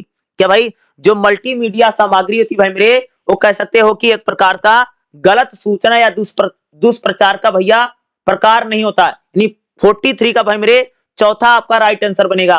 भाई मेरे क्वेश्चन 44वां देखेगा, निम्नलिखित में से कौन सा साइबर सुरक्षा के लिए निषेध नहीं है। क्या क्वेश्चन पूछा गया भाई मेरे, निम्नलिखित में से कौन सा साइबर सुरक्षा के लिए निषेध नहीं है, तो भाई इसका हमारा चौथा बनेगा अपने महत्वपूर्ण डाटा का ऑफलाइन बैकअप ना बनाए रखना। भाई अगर हम अपने डाटा को ऑफलाइन में नहीं बैकअप में रखते हैं तो भाई साइबर सुरक्षा के लिए निषेध नहीं होता। भाई जो क्वेश्चन नंबर 44 है भाई मेरे पेपर में आ सकता है, याद रखिएगा। भाई मेरे क्वेश्चन नंबर 45 देखो दोबारा आ गया ना, निम्नलिखित में से कौन सा कंप्यूटर शिष्टाचार नहीं है।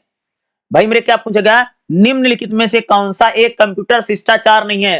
भाई असभ्य और अपमानजनक व्यवहार, भाई गाली गलौज करना, गलत शब्दों को बोलना, असभ्य और अपमानजनक व्यवहार करना भाई क्या इंटरनेट की शिष्टाचार नहीं होता है। भाई 45वां क्वेश्चन भाई मेरे दोबारा आ गया, देखिएगा। तो भाई यही बार बार मैं बोल रहा हूं कि एग्जाम में जितने मैं क्वेश्चन कराऊं बहुत सारा क्वेश्चन भाई इस बार भी आपको एग्जाम में हूबहू आएगा ही आएगा। तो जितने क्वेश्चन मैं इस क्लास में करवा रहा हूं ध्यान से करना है, बहुत सारा क्वेश्चन भैया हूबहू या थोड़ा बहुत बदल के पेपर में यही आएगा, याद रखिएगा जो मैं बोल रहा हूं। भाई मेरे अगला क्वेश्चन भाई मेरे 46वां देखेगा, अच्छे डिजिटल अनुशासन में खाली स्थान शामिल है। भाई अच्छे डिजिटल अनुशासन में भैया क्या शामिल है, स्क्रीन समय का प्रबंधन। अच्छे डिजिटल अनुशासन भैया क्या होता है, स्क्रीन टाइम जो होता है, स्क्रीन समय का प्रबंधन भाई इसमें शामिल होता है। भाई 46वां क्वेश्चन को ध्यान में रखेगा, आपको एग्जाम में रिपीट हो सकता है। भाई मेरे चलिए अगला क्वेश्चन देखते हैं। भाई मेरे क्वेश्चन नंबर 47 देखिएगा, डिजिटल फुटप्रिंट बनाने का सामान्य तरीका कौन सा नहीं है।